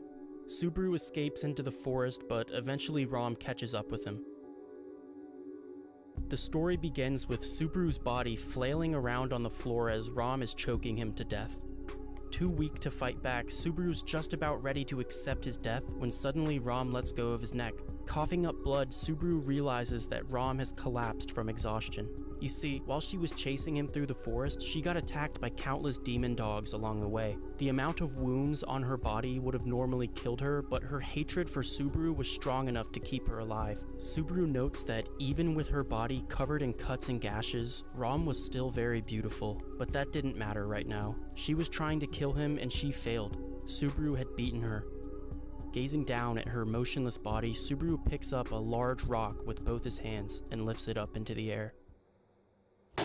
The sound of the rock hitting her skull was so loud that it... I'm going to stop here for a moment. This seems kind of far-fetched. Like, I know Subaru doesn't really like Rem that much. Like, no, you know, because she's always insulting him, whatever, and she tried to kill him, sure. But this kind of seems far-fetched for Subaru to, like, actually kill her, especially after seeing Rom die. I don't think he would go that far. It doesn't feel like he would go that far. Because, you know, even at this moment in the storyline, right? Even in the Wrath storyline, he kind of surrendered to it a little bit, but he still is not overtaken by Wrath, right? So he's still not in that particular mindset. You know, he just sinned a little, he's not become you know, the Archbishop of Wrath or something along those lines, right? So, you know, the way I see it, like, it feels like a bit extreme for him, like, to see Rem there and just kill her with a rock. It doesn't feel like something his character would do, especially his character up to that moment. Because, you know, these stories are fine and all.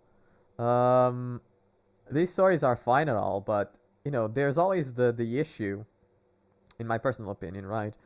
There's always the issue, like, you know, the first If story made a lot of sense.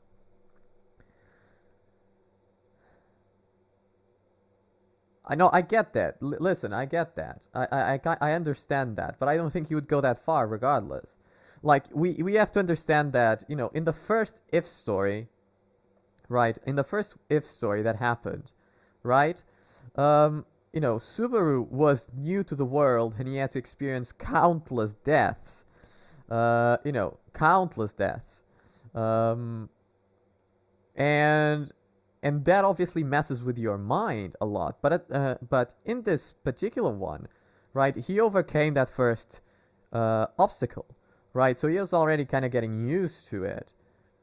You know, what I mean to say is that, you know, it feels like for his character that the choice he made right now is not really, you know, the one he would make. I think that it would be more likely that he would run away than he would kill Rem or Ram or any of the twins. Even if his experiences with the twins were not as pleasant as one might think. And yes, sure, he had a lot of experiences with them killing him, but at the same time, he still shared some good moments with them whilst working in the household. Now, sure, like, those moments might have come in more quantity later on, especially after Ram warms up to Subaru.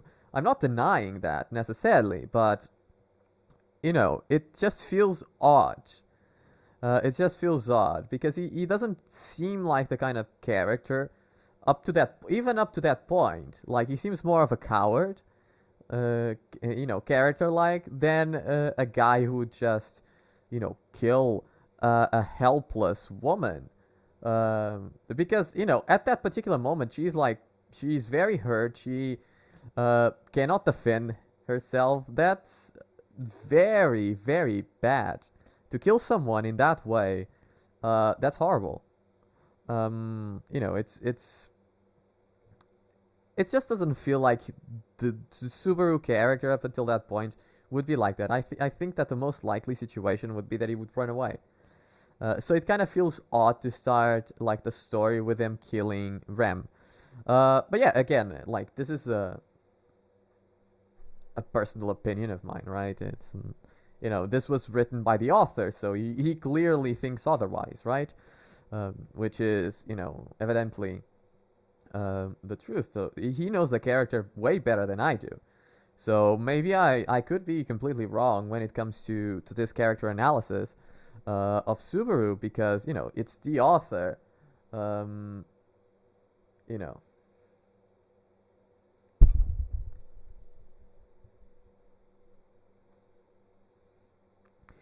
And why would he think that, though? You know, why would he think that? That just makes an odd amount of sense. Like, why would Subaru believe that he only has like 4 loops? Like, his experience doesn't tell him that. Like, the first time, he looped more than 4 times to solve it. So, like, I kind of don't see why he would think, you know, without any physical evidence, why he would think that that was the last loop. I might be forgetting something, obviously. You know, it's always likely or possible that I might be forgetting something. You have to consider that I've watched this show about 4 years ago, right? So, you know, it's natural that some details of it escape me right now, you know, which is completely fine. Like, it is what it is, but it just kind of feels odd.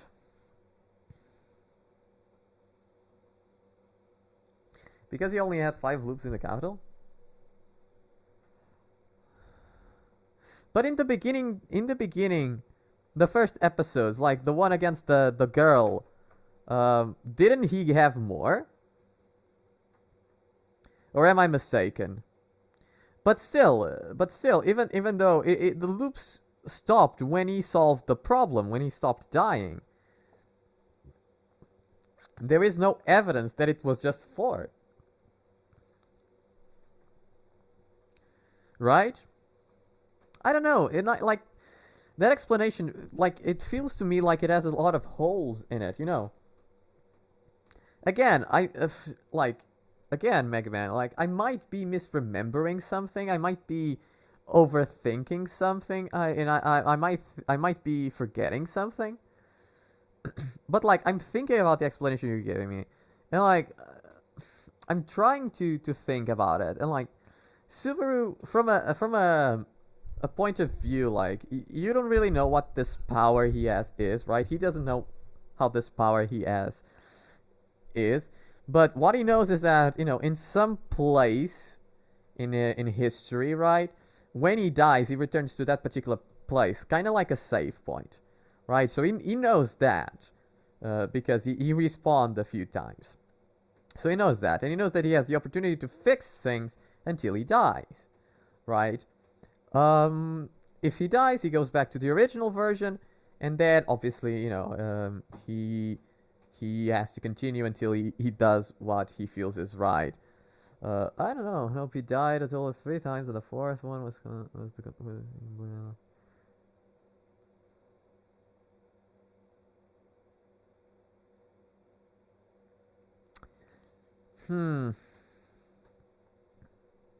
That ideology feels kind of odd to me, in my personal opinion. He only died 4 times. Is that so? I honestly believe that he died. That he had died more. Like, very honestly, I actually believe that he died more. But regardless, thinking that he had like lives, thinking that he had like 4 lives per chapter, let's call them chapters, right? Which technically they are. If we're doing a story analysis, like we can actually assume that the points in time in which Subaru saves points is the beginning of a new chapter, because they are complete storylines if you think about it, right? I'm back. I was taking a nap. Well, good for you. Good for you. But yeah, like we can all assume that the storylines that he's doing, like the repeats, right? It's the beginning and the ending of a chapter. So the beginning of the chapter is the save point. The ending of the chapter is when he dies or when he finally manages to solve the problem. So we can kind of assume that, because if you think about it, you know, each individual storyline kind of has its own how can I put this? It kind of has, each chapter, let's call it, kind of has its own feeling of being a complete storyline, right? So you kind of have 3 acts, okay? That's what I mean. You kind of have 3 acts when you enter a ReZero save point storyline, in which Subaru, you know, has the save point, and then he proceeded continue napping, and then he proceeds to obviously try to fight it. You have the first act in which the problem is revealed, and you know, our hero is presented with a problem, and obviously then you have the second act in which he kind of breaks down a little bit, and stuff like that, and then you have the final act in which he understands what's happening and finally overcomes it. So,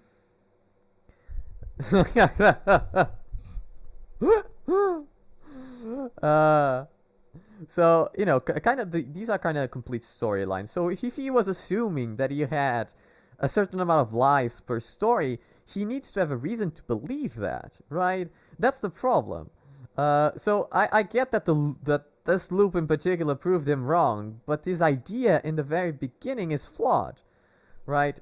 Because even if he didn't know if he had lives or whatever per chapter or per storyline or per save point or whatever, right? He also did not have any evidence that he only had 4 to begin with, which I guess is why, you know, in the original storyline he actually went for it, because he did not know and he chose to try it out. But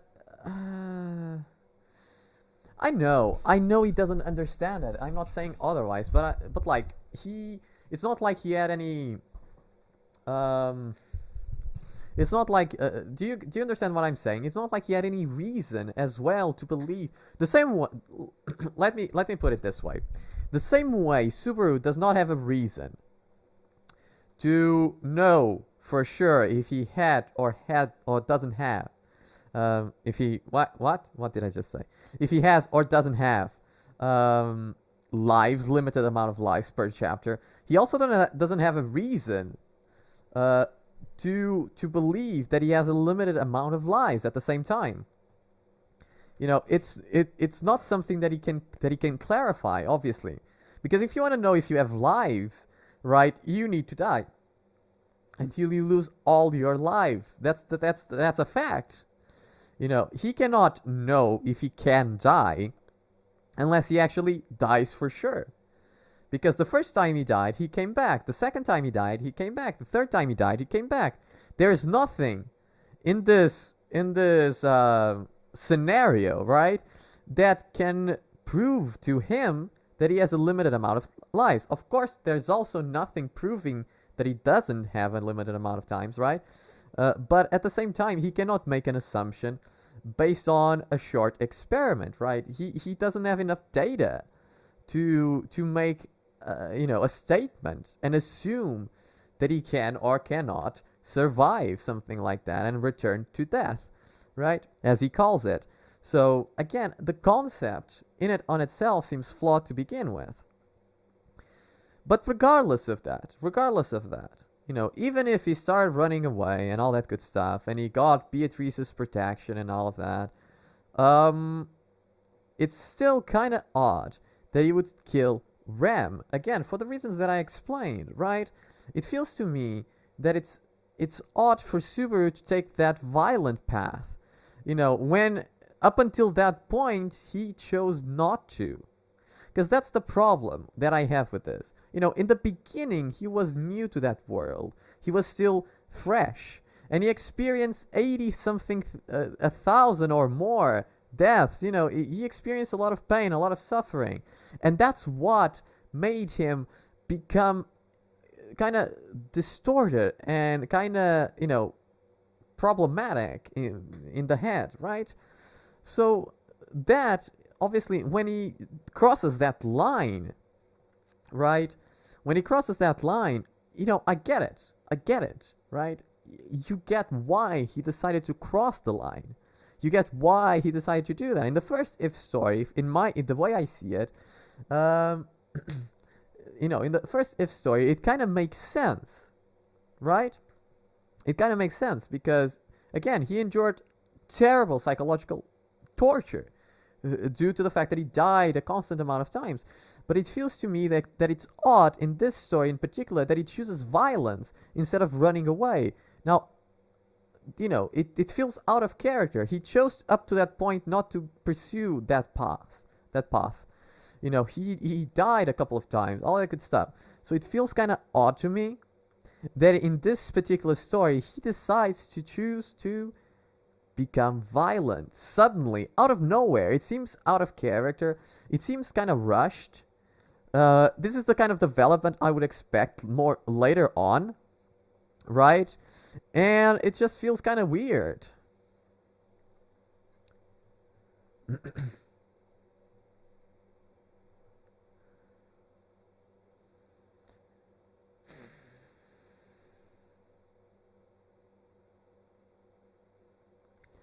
Like I get those deep trust issues. I get the fear that he has of dying. You know, I understand all of that, and you know, obviously that's something that he needs to overcome. I'm not saying that obviously it doesn't make sense that he run away. No, I'm not saying that, right? If the story was as we saw up until now, right?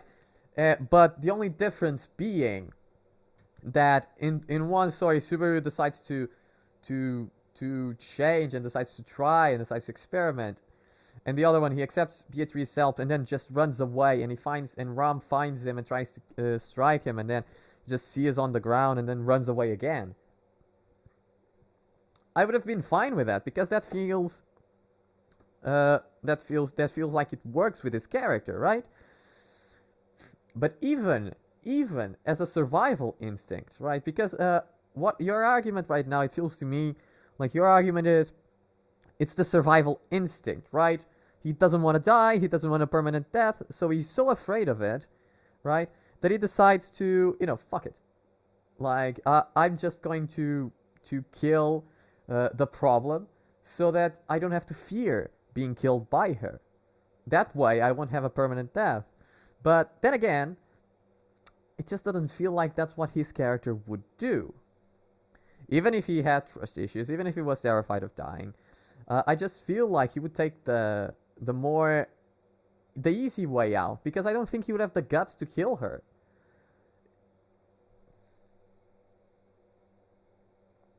But yeah, let's continue, because we can obviously talk about this for a long time. Echoed throughout the forest. This marks the first of a long series of violent acts committed by Subaru as he journeys deeper into wrath. The next scene of this chapter takes place 2 years in the future, so before I get to that, let me go ahead and explain everything that's happened since then. Subaru continued spiraling out of control down the path of sin and eventually ended up founding a criminal organization called Paradis. In just 2 years, Paradis had already become infamous throughout the ReZero world, and Subaru's reputation as a villain had spread around as well.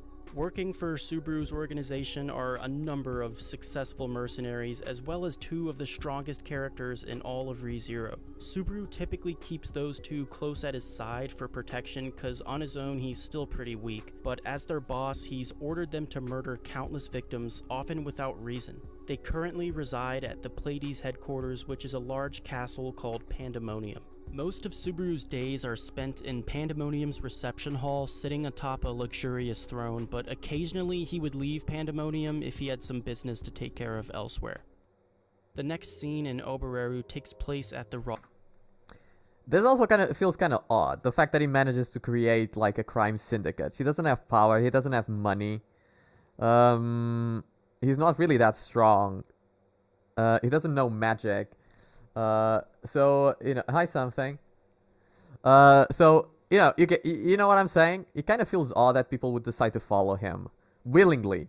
Like, it's not like he had information and dirt on them. You know, again, kind of iffy. Roswell mansion.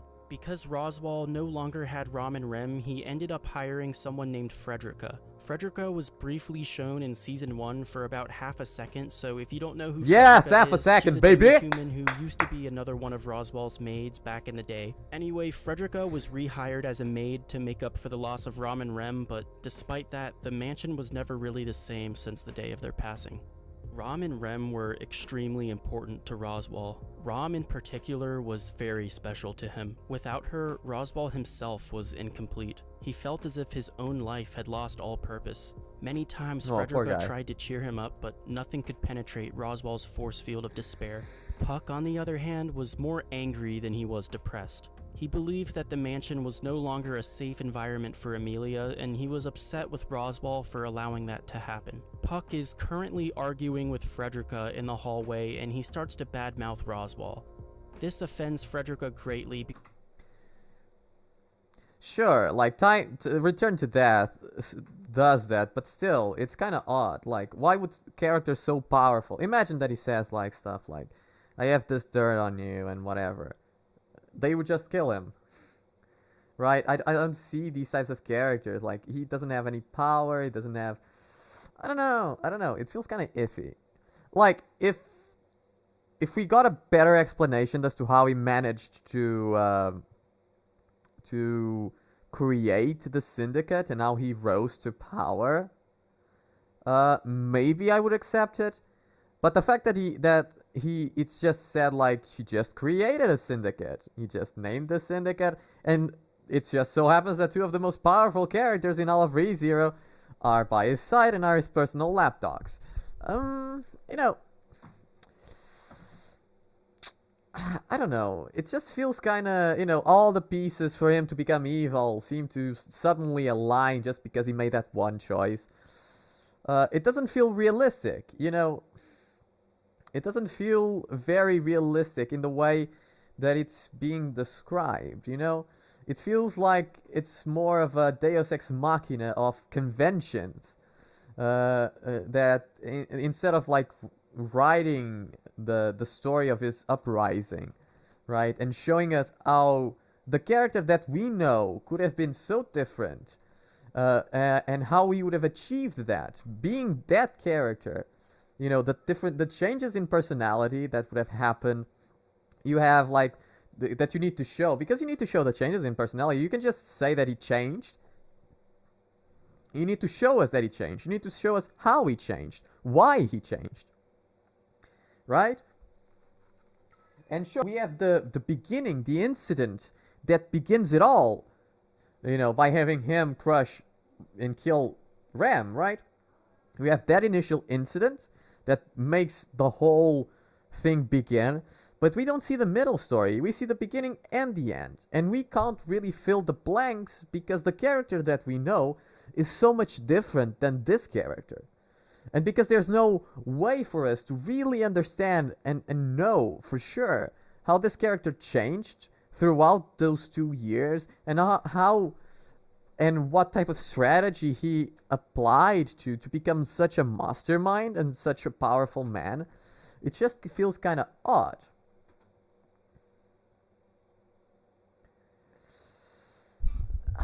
Yeah, no, but, you know... He did, but usually, he did. But it still feels kind of odd. Like, he did, especially with the whale stuff, yes. He did, and with the knight stuff. But still, I don't know why people wouldn't just betray him, because, you know, the people that he made trust, right, were people that were good, you know, in some aspect, were good or righteous in a way, right?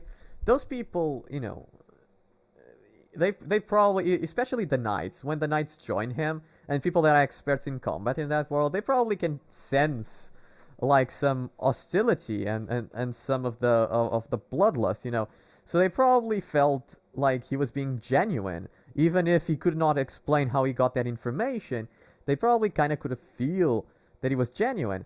And let's be honest, he wasn't alone in the whale stuff, and he wasn't really alone in the battle geese stuff, right? He kind of already knew some of the people there. You know, with the whale, he had Ram by his side.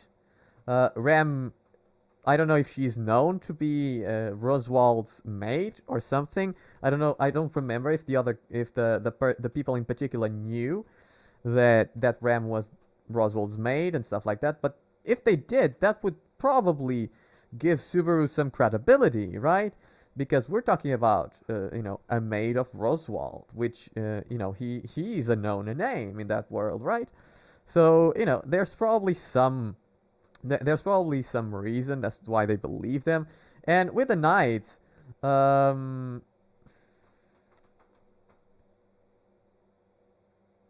again, I get that the good people wouldn't kill him, but the bad people would probably want to get rid of him. You know, because they would fear him. Like, if you corner a lion, someone that's powerful, and someone that does not care about life, they would kill you. No matter what you tried. If you, unless, like, you know, unless you got a hand on something that they really care about, and that you could destroy like this. That's the only possibility. It just feels kind of odd. The only way I see him being able to manipulate very powerful bad people is if, you know, he already had a lot of people following by them, and he kind of used this power, you know, to get dirt on them, find stuff that he needed, and then he commanded his soldiers to take care of it so that he could threaten them, and if anything happened to him, it would be destroyed or uncovered or whatever, right? But for that, you'd probably need money to hire the mercenaries, because I don't see a scenario in which Subaru can actually get to a person that's evil, use that idea of him being able to see the future and being able to see, you know, stuff, and sense stuff, personal stuff about the guy. Because if he told him, like, I know you're this, I know you have, like, imagine if one of them has, like, family that they love very much and they have kept hidden all of these years because they don't want him to get hurt. Like, let's imagine this scenario. He would get to that person and he would threaten them. That person would just kill him. That person has no reason to not kill Subaru right then and there, and then just go meet his family and keep them safe, right? There's no reason to buy Subaru's bluff. And not only that, like, he's not the greatest liar as well, and he's kind of a coward. Even if he's following down the path of wrath here, like, if he went against Rem, if she was not, like, hurt in the beginning, he would have not fought her. That's the thing. He wouldn't have fought Rem. The only reason why he killed her was because she was incapacitated. Yes, Christ, I said that. I said there's no other reason besides that. Again, it just feels kind of odd. It feels like, unlike the first story, because the first story I can see he went down the path of pride. He met Betelgeuse. He entered his order. That order already had people in it that were following, and he became good friends with Betelgeuse, and then he became kind of one of the members, of the order, one of the Sin archbishops. That's why he had following. That makes sense. That, I can see that working, right? I can see him going down that path. I can see how that works. On the Pride story, the storyline in it on itself kind of made sense. You could see how certain different actions of him would cause a ripple effect that would generate that situation.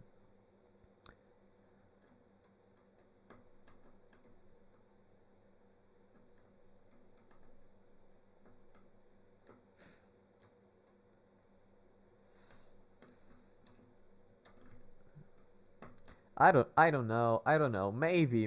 But again, it just feels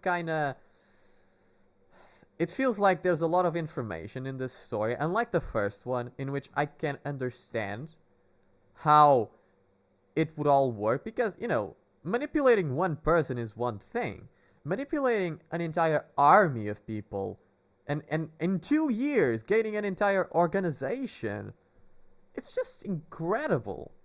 That's outstanding. That's not easy.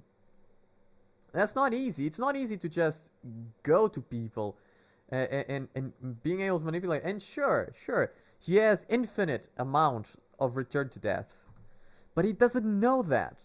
Like, what you're saying right now is kind of the antithesis. It's kind of the opposite of what you told me in the beginning. So he was afraid that they were hunting him because he did not want to die. So he probably would not risk himself dying, right? So he would not take such risky opportunities with people that could probably kill him. Like, the only way is that if he died accidentally throughout that time, and then he realized that he could return indefinitely. But what you said just now, right? You said it not just now, but a few moments ago. You told me that he had only died 4 times, and he was afraid that there was a limitation to his lives. So, considering your own argument, Mega Man, right? Like, how would he, with the fact that he's afraid of dying, terrified even, how would he manipulate these people in one life? Because that's the real issue, if we're talking about it. If he's so afraid of dying, he probably would not put himself in a situation in which he could die, right? So considering your own argument, how? It just doesn't make sense. Again, the first if story,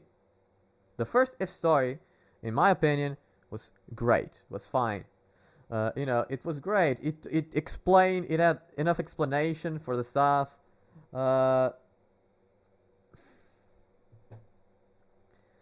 Sure, I'm not saying that what he's saying is obviously a shortened version of the real story, right? I obviously, but I can't speak of the real story. I can only speak of this one. Let's be honest. Like, I can't speak of the other stories, and of the real story. I can only speak of the story that I'm seeing, right? So, considering the story that I'm seeing a lot of flaws in this story, especially compared to the previous one. Because that's my problem. That's my problem. In the end of it, my problem here is that the first story was way more well put together by this guy. If this story is missing important plot points to make us understand character developments, then it's flawed.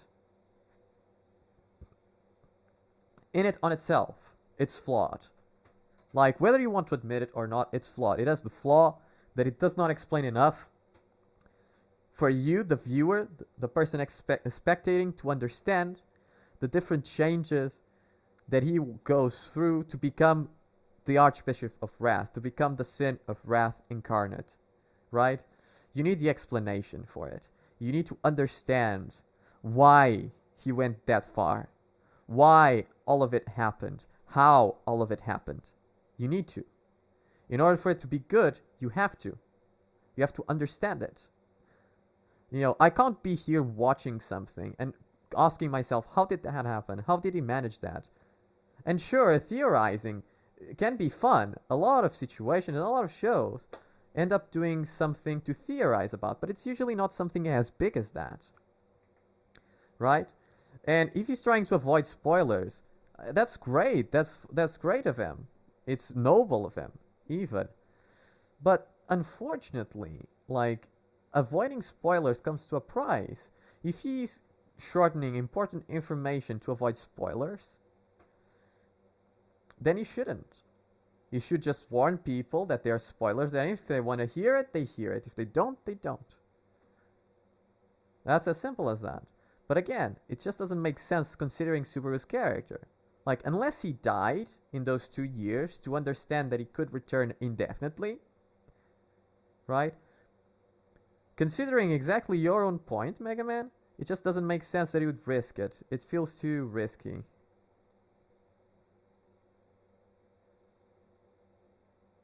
But he doesn't know that. He doesn't know that. That's the problem. He doesn't know. There's no sign when he makes a new save point. If I'm not mistaken, there is this, like, isn't the first time, like, he dies afterwards, you know, after he reaches Roswald. Wasn't he afraid to come back to the very beginning? And isn't he surprised to have created a new save point? And doesn't he, you know, fail to understand how that happened and why it happened? He doesn't know that he made a new save point. He doesn't know that he's safe. And even if he did, how about after? He only has 4 save points to figure out how to manipulate a specific person. It took him like 80-something to manipulate Elsa. Yeah, no, I mean Sin Archbishop, you know, because it feels kind of like the ultimate situation. But yeah, no, the incarnation of the Sin of Wrath, you know, the Sin of Wrath that consumed him, whatever. You know, it's good that he doesn't always end up becoming an Archbishop, though. It's good that that's not the only outcome. But do you understand what I'm saying? That's like I'm trying to convey my point here, and I'm not sure if I'm conveying it right. Do you understand what I'm saying? There is a lot of things in this particular. There's a lot of plot holes here. There's a lot of plot holes. There's a lot of impossible to know answers here at this particular moment. Like, I feel like to begin with, it's odd that he killed Ram. But assuming that it makes sense, assuming that that makes sense, okay? And he did it because of the situations you described, because it was survival instinct. He was afraid that he was going to get hunted. He was afraid of dying. Okay. Moving on, in 2 years he managed to create an organization. How?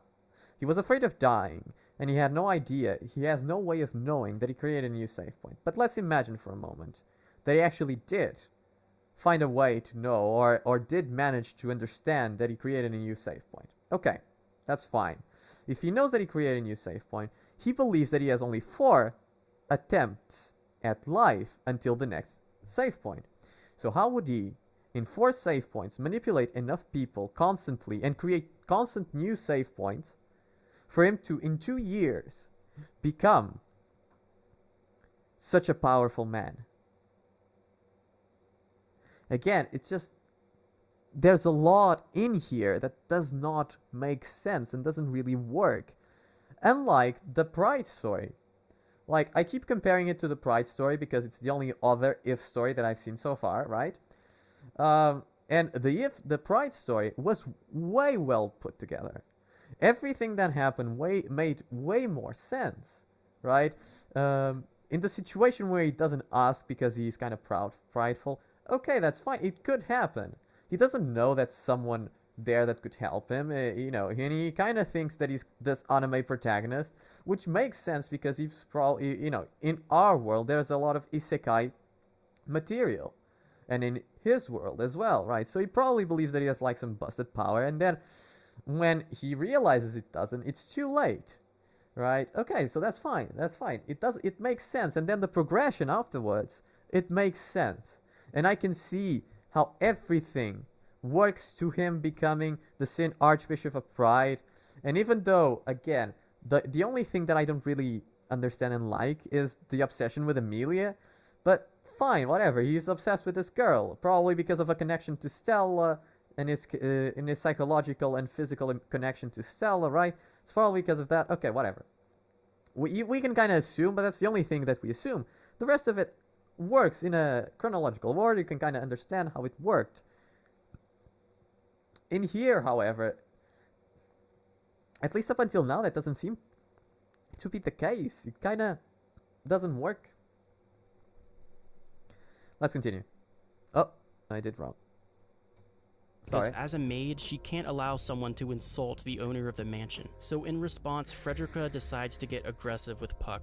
Obviously, this doesn't end well for Frederica. Before she can even make her first move, Puck turns her into an ice sculpture. Roswaal finds Frederica still alive, trying to resist the cold, and feels obligated to save her. He starts charging up a powerful spell when suddenly he just barely manages to dodge the sword slash that was aimed for his neck. The attack was carried out with incredible speed, so Roswaal's quick reaction to evade it was remarkable. The voice coming from behind Roswaal sounded surprised by the impressive dodge. The assassin was a blue-haired young man with two swords at his waist. One scabbard was blue and the other was red. Pausing the narration for just a second, Cecilus is a character that hasn't appeared in the main story other than his name being mentioned, but a lot of people suspect that he might show up in a future arc someday, so technically, information about Cecilus would not be considered a spoiler as of right now, but in a couple years, it could be, I guess. So I hope none of you are that sensitive to potential spoilers, but I wanted to put a warning out just in case. And just for reference, the very earliest this character could ever possibly show up in the main story would be around Season 5. So, anyway, Cecilus is nicknamed Blue Lightning. He's the highest ranking god general of the Wallachia Empire, which is the kingdom just south of Lagunica. I'm not gonna go too in depth, but he's one of the strongest characters in ReZero, and he attacks with lightning speed, so that's why it was so impressive for Roswaal to dodge one of his attacks. Anyway, back to the story. Roswaal recognizes... No, I understand that, but it just doesn't make sense considering his terrifying fear of dying. It just feels like kind of a stretch. The young man, and the two of them exchange dialogue, but as they're talking, Roswaal realizes his left arm had been cut off in the attack. Without hesitation, he cups the wound with his remaining hand, cauterizing it with a small burst of fire magic. Despite the intense pain, Roswaal's dialogue continues. He suspects that Cecilus must be leading the Wallachian army to invade Lagunica, but Cecilus corrects him, explaining that he's actually working for someone else now. Knowing he's about to kill Roswaal anyway, Cecilus decides to tell him the truth. He's been working for someone known as the Purge King. Roswaal grows suspicious and asks for the name of this Purge King. Cecilus hesitates at first, but eventually gives him the answer. At the same time the name left his lips, he cut through Roswaal like a flash of lightning. Roswaal smiled as he heard the name, and then everything went black. His last thought before dying was of the twins that used to be his maids. And with that, Roswaal died unhappy. Wow, poor of the other maids. The other maid just got fucked in his last thoughts. With his desires unfulfilled. Beatrice trembled in fear as she heard a familiar voice. Standing in the doorway, Subaru calmly says hello. His face looked a lot scarier than she remembered, and his manner of speaking now had a blank tone to it. The two of them talk for a bit, and Subaru thanks her for protecting him that day at the edge of the cliff. At the time, Subaru was certain he would die, but because Beatrice didn't give up on him, he was able to survive. Subaru thanks her again, but also asks her the question, back then, why didn't you kill me? Beatrice didn't answer, but silently came to a realization. Subaru understood it too, as he says to her, "You and I, Beatrice, we are the same." Inside Beatrice, and inside Subaru, there was a disease called despair quietly nesting. While the two of them were talking, a third person in the room suddenly appeared out of nowhere. It was the wondrous technique of a ninja, being able to hide in the shadows without anyone noticing. He was a shabby-looking wolf human with a pipe hanging out of his mouth. It was clear that he was extremely powerful and far, far stronger than the frightened Beatrice was. "Hannibal, bring me a sword," Subaru orders the wolf human. Subaru takes the blade and walks up to Beatrice with a smile on his face. He tells her, "With all those colors you wear, you are very pretty, you know." Beatrice stares at Subaru as she starts to cry. Trembling and shaking, she asks him a strange question that this version of Subaru will never know the meaning of. Perhaps if his life had turned out differently, he would have understood what she was asking him, but regardless, he still tried his best to give her a comforting answer. And then, as her last set of tears hit the floor, Subaru kills Beatrice with his blade. Why? Why? Why though? And why didn't she even try to protect herself? Like, fuck it. I know that the other guy is stronger and she probably understands that. But fuck it. Why would you not try to escape? Teleportation spell, whatever. Something along those lines. First of all, why would he kill her? You know, I can understand why Roswald would be a threat for his organization. But Beatrice, come on. It feels kind of excessive, especially considering the fact that she actually saved him. You know... It feels like a shitty way to repay her. And at the same time, like, it's not like she or anyone in that mansion had any reason to be looking for him. And even if they did, like, they probably spent 2 years trying to find him and failed. So, and it's not like...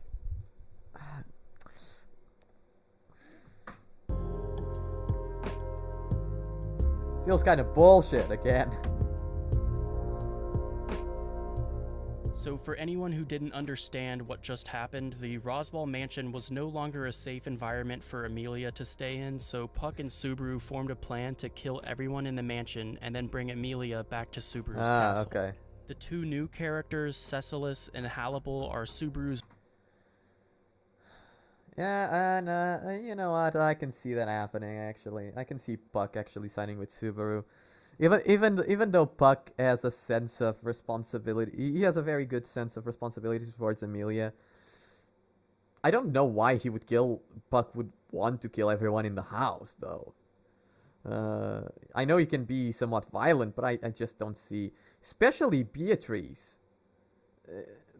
I don't know why Puck would want to kill Beatrice, actually. Roswald, I can get. The maid tried to kill Puck, okay, fair enough.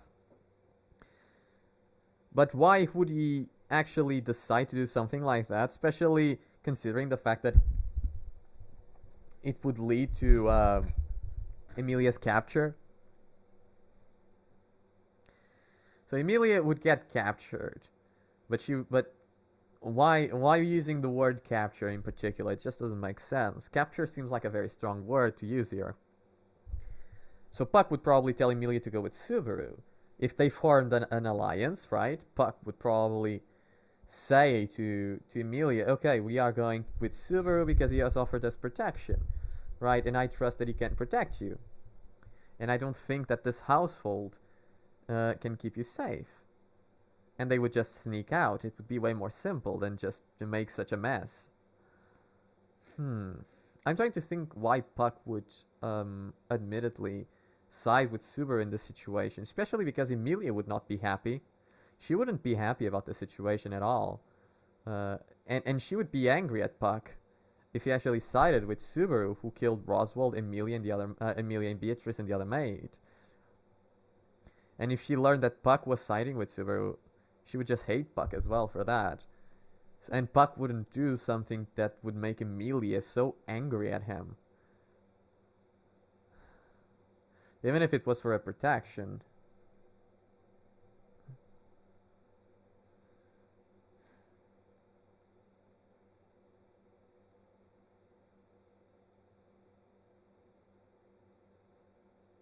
Okay, but, you know, Roswald was already dead.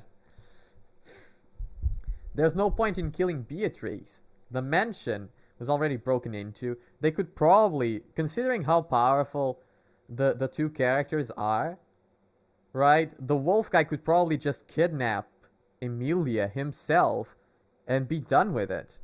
There was no need to kill Beatrice in specific.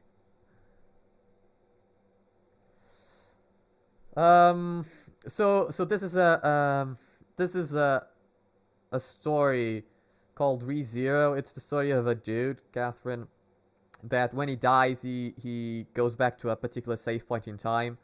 And the author of this particular story, you know, there's the main storyline, but in this world in particular, you know, the 7 deadly sins are very important, right? Both symbolically and literally important. And so the author decided that every now and then he would release an if story that talks about the main character and how the main character would turn out instead if he chose a wrong path. So this is the Path of Wrath that we are watching right now and we are discussing. This is the Path of Wrath. On a previous stream we watched the Path of Pride, and there's one for every sin, basically. There's one for every sin, basically. So that's what we are watching. And I'm just saying that the first story, I thought it was well put together, but this one feels like it's full of holes, and it feels like it's more shabby. I don't know. I feel like the other story is so well put together, and this one just feels like it's so... It just feels to me like it was rushed. It feels like, you know, a lot of the things here just don't really fit together. And it doesn't make sense. Like, both in terms of character development, in terms of character interactions, you know, I don't know. It just feels kind of odd to me. Like, I understand why Subaru would want to capture Emilia, but why would Puck side with him? That just doesn't feel right. It feels odd. It just... Let's continue. Most trusted allies, so he ordered Cecilus to kill Roswal and told Hannibal to help him with Beatrice. Everything went according to plan, and they rescued Emilia, and on their way back they actually took Frederica with them as well because they needed a maid. Pandemonium was a large building, so there was a lot of work for Frederica to do as the new maid. Not only did she have to cook and clean for everyone, but she also... I know that. No, I know that. That's not my argument. First of all, it's a what-if story. Yeah, it's a what-if story, but still needs to make sense. Even if it is a what-if story, it needs to make sense. Second of all, I know that she trusts Puck over Roswald. I'm not saying otherwise. I get that Roswald had to die. I just don't get why Beatrice had to die. And again, it just doesn't make sense for Puck to side with Subaru. Even if Subaru offered protection. Like, I don't think Puck would want Beatrice to die, for instance. I know that Puck and Emilia are, like, tight, and Puck just wants Emilia safe, and he would do everything to make Emilia safe. But there are other options, probably. also had to clean up the messes Subaru would make. For example, an elderly merchant arrived at Pandemonium to discuss business with the organization, and he made sure to be very polite and delicate with his words, taking care not to offend Subaru. In the end, Subaru appeared to be satisfied with the meeting, but as the merchant was on his way out, Subaru flipped a coin. "Tails," he said, and that was the last thing the old man heard before he was decapitated by Hannibal.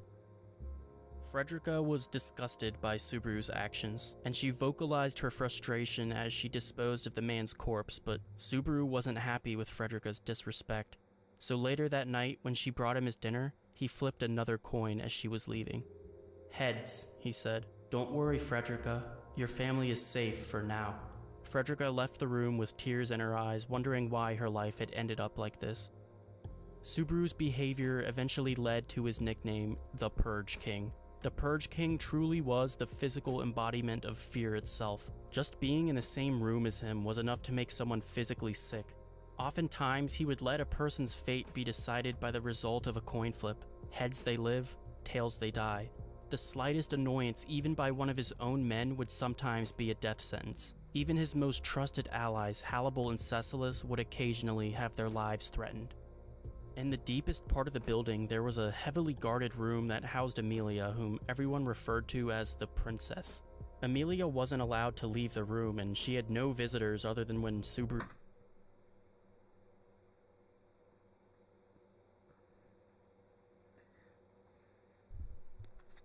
I'm sorry, no. I'm sorry, no. No. No, Puck wouldn't allow this. I'm sorry, this doesn't make sense. Like, Puck is supposed to be like kind of a guardian angel. This doesn't make sense. She's in jail. And are you telling me that both Cecil and Halibut would allow a guy that it's less powerful than them decide whether they live or die?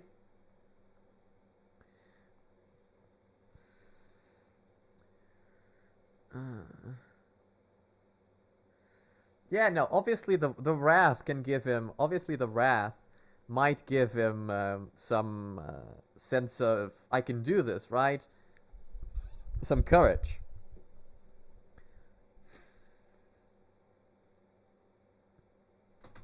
Needed a therapeutic lap pillow, which was about once every 10 days. Stressed about his job, sobbing into Amelia's lap was the only thing that could calm Subaru down. She allowed this? So she was in jail? What? But when Subaru wasn't paying her a visit, she was all alone with Puck for 24 hours a day, and she wasn't sure if she resented Subaru for that. Her previous life was filled with humiliation and helplessness.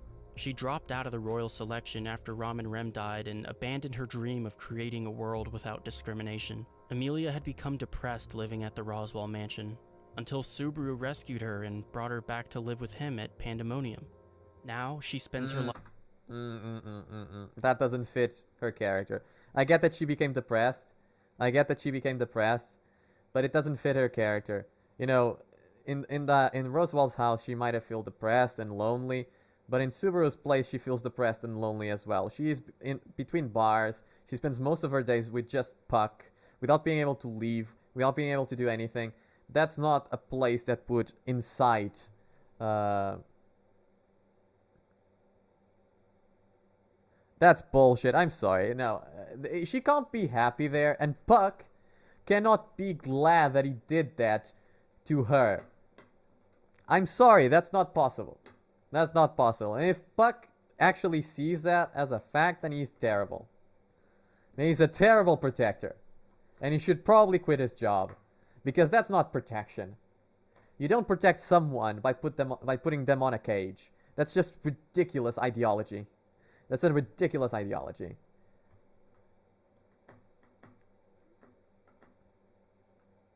Bullshit. Nah. I don't buy that as well. A seasoned fighter like them would know exactly how strong he is. A seasoned fighter like them would know how strong he is. It's as simple as that. I don't buy that. And no. You're telling me that she was happy that everyone in that household that she was in, people that she cared about, especially considering how kind, to a fault. She's kind to a fault in the show. Especially in the first season. She's kind to a fault. Are you telling me that she was glad that Roswald, the guy that took care of her, you know, despite she being, you know, a half-breed, and never discriminated against her. Are you telling me that she was happy to see him dead? Beatrice dead? And are you actually telling me that she thanked Subaru for saving her? That's bullshit. That's absolute bullshit. I don't buy this story. And it's getting harder and harder for me to look at this as something possible, even. Life locked in a cage, with plenty of time to wonder if her new life is preferable to her old one. It's not. That's the answer. Now remember, it's not. Roswald was a pretty important person in Lagunica, so news of his death spread all over the place once it went public, and it became clear to everyone that the Purge King was the one responsible for it. So the Kingdom of Lagunica decides to deploy a group of knights to Pandemonium and finally put an end to the Pleiades organization. In the middle of Pandemonium's Well, that just strengthens my point. The fact that she has been in similar situations, she would probably know that she doesn't like to be caged. Nobody likes to be caged. Even if they believe... What happened there? What happened here? Wait just a second. For some reason my camera... Okay, it's back. I don't know what happened. I don't know what happened. But yeah, no, I don't buy that. Even if she was mistreated for a lot of time, you know, Roswald's house, his household, was kind to her. They treated her well there. They treated her like a princess there. And not only that, they believed in her. Like, I get that she became depressed after Rem and Ram died, right? I get that. It makes sense. Like, anyone... you know, and not anyone, but, you know, she lived there. She probably liked them, right? So, obviously, she became depressed after their death. Sure, I get that. It's fine. And, you know, the death affected, obviously, everyone in that house. Sure. I can see even why she would consider dropping out of the royal selection, which... I still think it's a stretch because she was so determined to go through with it so that she could end discrimination that I'm still not 100% sure she would drop out. But sure, I can still see that happening. It still makes sense, of course, that she would drop out of the royal because of depression, right? And that she would kind of close herself in that household because of what happened. Because it's kind of, you know, kind of brutal, you know. So I can see that. I can see that happening. I can understand why that happened. But, you know...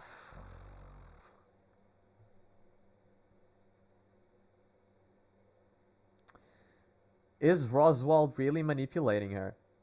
That's the thing. You know, I know Roswald wants her to be, you know, wants her to be in the royal place because he wants something out of him. Out of her, obviously. But still, you know, he still treated her well. Like, is it really that bad? Like, of course he's supporting her because he also has a reason. But it still doesn't treat her poorly. He still treated her right, with kindness. Right? You know, he could have been very indifferent to her. He could have mistreated her, even. Obviously, Puck wouldn't have allowed that. But he could have been indifferent to her. He could have just allowed her to stay in the house. But he actually treated her fairly well, right? So are you telling me that Emilia never actually cared for Roswald? I find that a bit hard to believe, especially considering how kind she is. I think that even if she knew Roswald was manipulating her, and manipulating her, I think it's a big stretch, because still, you know, obviously Roswald wants her to be of value to him, but he's still not doing anything that terrible to her, the way I see it, right? Because, you know, it's not like he's forcing her or anything, you know. She still made the choice to go to the Royal Academy and all that good stuff. And the fact that after she quit, he didn't throw her away. So if she thought Roswald was manipulating her, after she dropped out, Roswald didn't say, okay, I don't have any use for you, you can go fuck off, you know.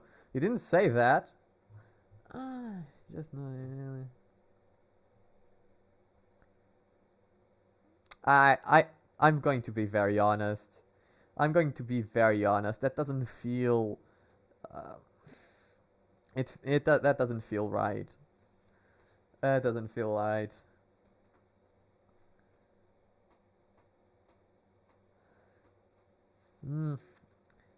I don't know that. I don't know that, Mega Man. It just doesn't feel like it would be right. She, regardless of everything she has been through, she is still incredibly kind to anyone that has approached her. Obviously, she is a bit shy. She is shy.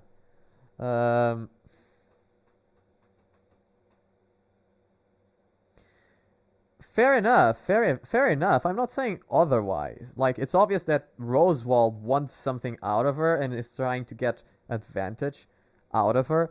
But he still didn't... But in this If story, she wasn't thrown out. You know, she wasn't thrown out. Like, of course he wouldn't just help her. Let's be honest. Roswald has no reason to help Emilia unless he obviously gives him something. And it's a contract. Even if he's manipulating Emilia, right? It's still a contract. If it's not between Emilia and Roswald, it's between Puck and Roswald. He provides protection, and Puck provides Roswald with whatever he wants out of Emilia. So it's a contract. You know, and it's a fair contract, right? Like, nobody, it's not the fact that she is a half-breed here that's into account. Nobody would just give shelter to someone because they needed it. Just like that, they would invite them to their own house to sleep and live there. That's just a ridiculous desire. Like, Roswald treated her fairly well. You know, all he wanted in return was something. I don't know what, but he wants something in return. And if that something is not that bad, I don't see why she would feel terrible like that. I don't know. It just feels kind of odd. Reception hall, a blinding light swallowed the entire room and then shattered. 18 of Subaru's men were vaporized by the attack, and the structure of the building began to collapse. This was but a single blow from none other than the Sword Saint himself. Lagunica was desperate to subjugate the villainous Purge King, so they had no choice but to send Reinhardt van Estrella to complete the task. As the dust clears, Reinhardt is surprised to find Subaru unharmed, sitting on his throne with Hannibal and Cecilus at his side. "I saw your attack once before at the loot house, so I've had plenty of time to prepare for it," Subaru says with a smile. Reinhardt hadn't realized until now that the Purge King was Natsuki Subaru, so this was a shock to him. Already bored of Reinhardt, Subaru decides to let Cecilus deal with him on his own. Hannibal grabs Subaru and the two of them escape into the shadows together. Left alone in the room with Cecilus, Reinhardt tries to reason with him. In the past, Reinhardt has beaten Cecilus once before, but Cecilus didn't care. Defeating Reinhardt was his only desire, and today he was ready to fight him to the death. He reaches down to his waist and draws both of his katanas, naming them as he does so, the Fiend Sword and the Dream Sword, two of ReZero's 10 legendary swords of power. In response, Reinhardt does the same with his own weapon, Reed, the Dragon Sword. Hearing the sound of that glowing white sword being drawn, there was no mistake that it was in fact the legendary dragon. I don't know. Yeah, maybe. I don't know. Sword carried by the Sword Saint, only to be unsheathed when faced with a worthy opponent. Obviously, the sword considered Cecilus a worthy opponent. If that's what he wants, Puck would never allow that, though, wouldn't he? Cecilus gives his name, and the battle commences. This would be a cool fight, Emilia though. could feel the tremors echoing inside her room. "This is the end, Leah. Reinhardt is here to kill Subaru," Puck tells her.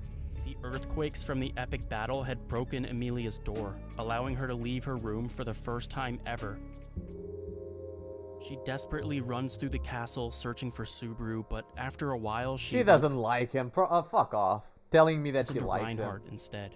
She's a bit shocked by his appearance. Reinhardt looked incredibly weakened, and his entire body was covered in dripping wounds. Equally as surprising, he was also holding the dragon sword in his hand. Reinhardt didn't have much time to talk, so he quickly urges Emilia to get outside as they had a dragon carriage waiting to bring her back to Lagunica.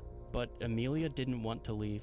She had already made up her mind, and she was staying here with Subaru no matter what.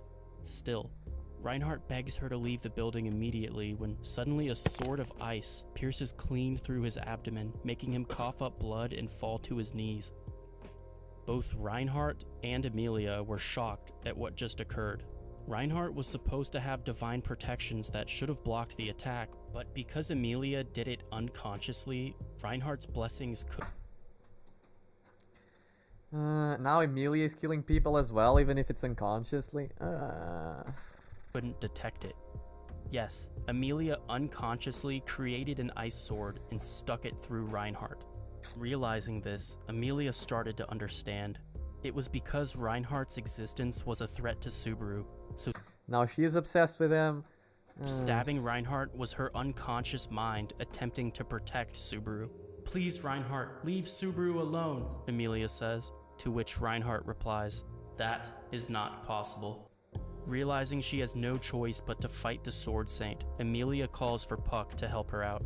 Puck appears and unleashes a gust of wind that freezes the air, forcing Reinhardt to jump backwards. With one last attempt at negotiation, Reinhardt informs Emilia that Subaru had been responsible for over 126,000 deaths. Emilia wasn't aware of any of this, but it didn't matter. She wasn't going to give up on Subaru no matter what. Bullshit! Bullshit! Ah, fuck off. But There's a limit. There's a limit. There's a limit to the veil of disbelief on a spectator, and mine has been completely fucked right now. Are you seriously telling me that after even if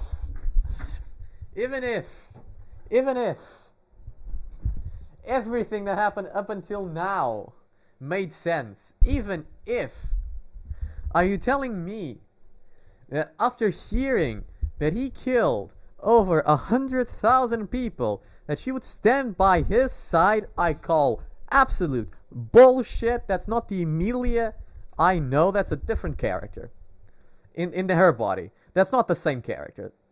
That's not only a pathetic character, a terrible character, a character that I hate even more than the actual Emilia right now. It's a terrible character. And it's not Emilia. That's not Emilia. I'm sorry, it's not Emilia. Reinhardt stands and gives his name. And then Emilia gives hers as well.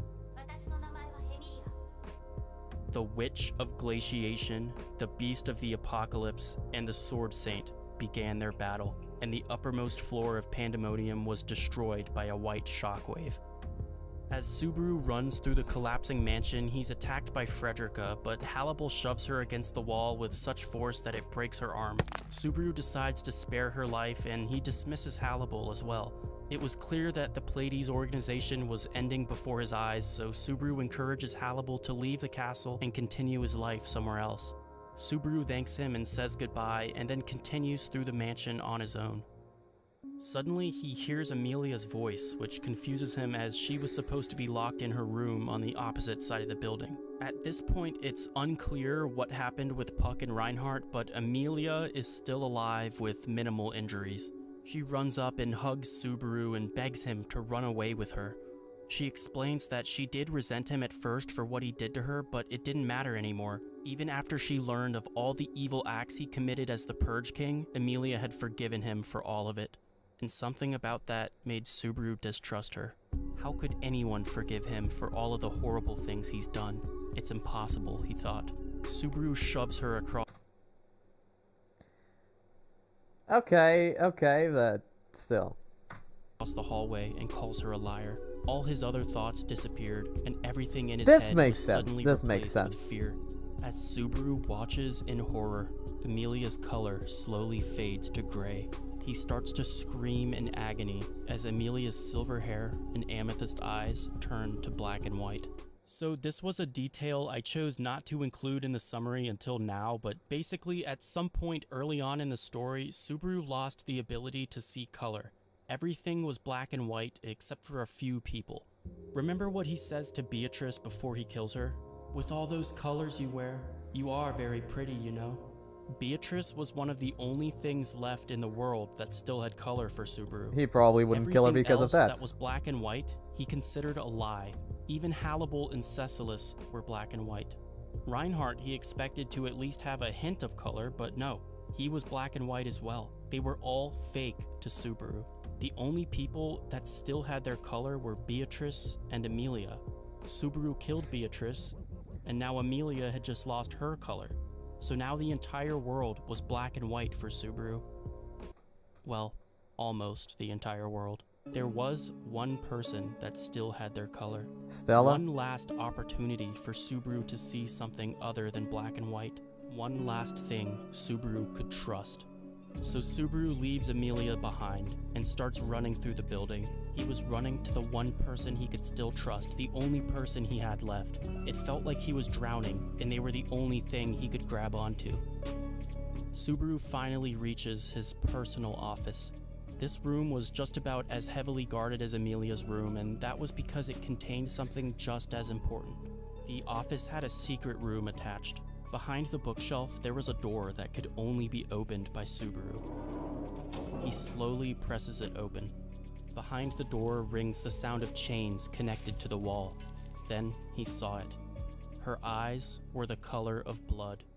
"Are you ready to die, Barusu?" The pink-haired woman, with hatred in her eyes, looked up at Subaru and smiled. The end. So, the maids killing Subaru in the Roswell mansion ended up traumatizing him, giving him extreme trust issues. I know now comes the explanation.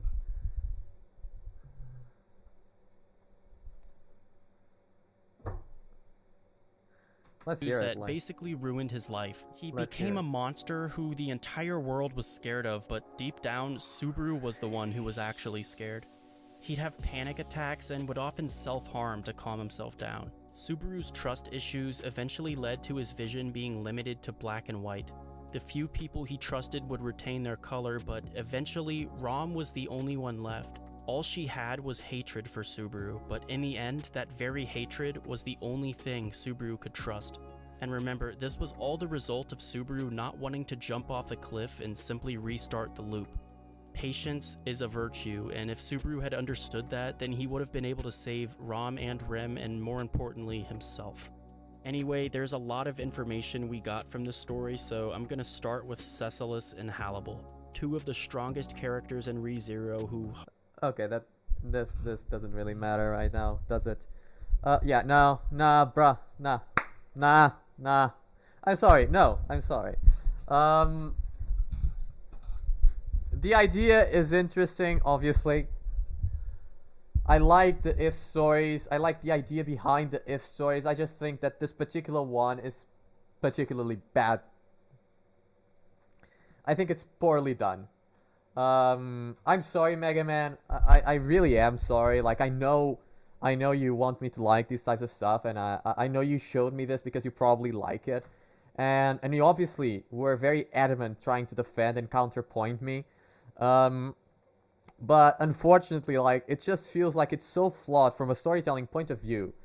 It feels so flawed that I cannot by the life of me say that this is good. It just feels like there's so many plot holes, so many things in it that don't make sense. I cannot in good faith say that this is good. I would be lying if I said that this particular if story was good. I liked the Pride one. I thought that the Pride one was pretty well done. This one, I don't know. It just feels like there's too much bad stuff in it, and it just overcomes the good stuff. which is obviously the idea and like certain parts of the storyline that would be interesting and cool to see. I really am sorry. I really am sorry, dude. But I cannot. I just cannot. I'm sorry. I'm sorry, Mega Man, but I just got. My apologies. My apologies, but you know. I hope you understand. I hope you understand that. I hope that there's no hard feelings. I know some people, you know, sometimes I know you like ReZero a lot. You've shown that you like ReZero a lot. You know, so I hope that doesn't make you angry or anything, because some people sometimes, you know, when they hear criticism, especially negative criticism, they can be very defensive about it, and they can get very angry. I hope that's not the case with you. You know, I'm still glad that I watched this, right? I'm still glad that I watched this. This is another one of the If stories, and I will still be excited for the next ones, because the Pride one was good. This one might have not been, but it doesn't mean that the others are not good, so I will see. I will judge it in time.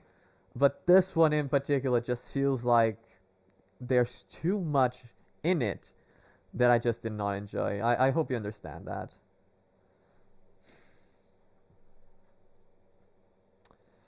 I don't know, man. I don't know, man. It just feels so bad. It just feels so bad. Like, we cannot actually judge it with season 2 because the turning point is in season 1, right? That's the thing.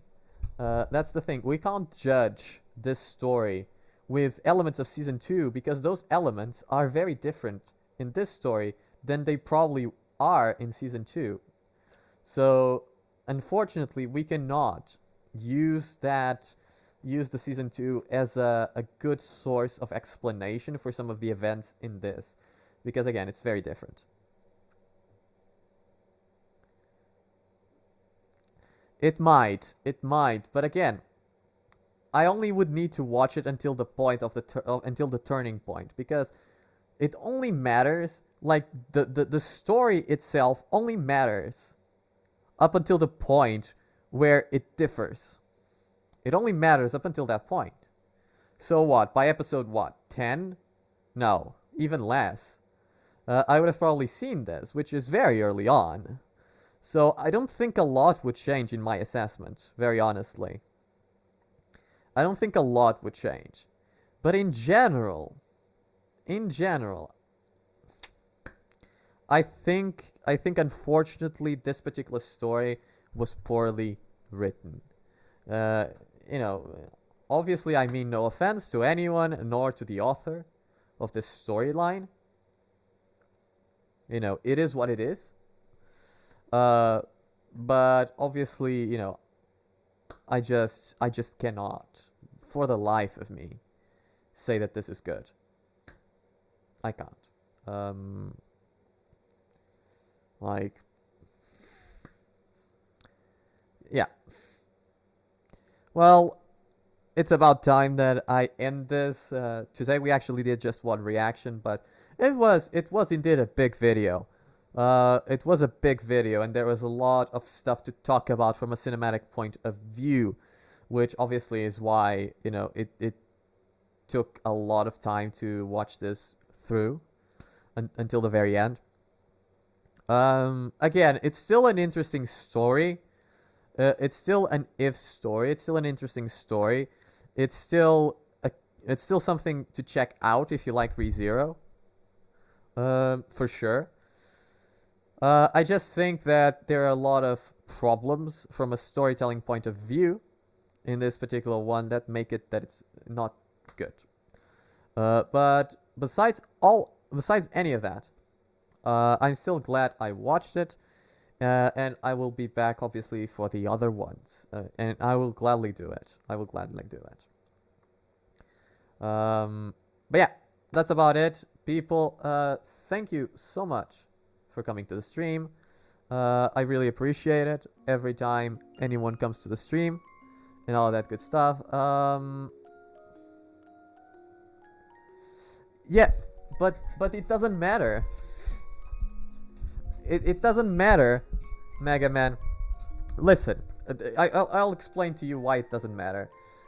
That storyline, Season 2, and the Frozen Bond storyline, which I've watched, all of those stories are about a different person, a different Subaru, and a different Emilia. Because the characters that we saw here, the path that they took, and the lives they took, well,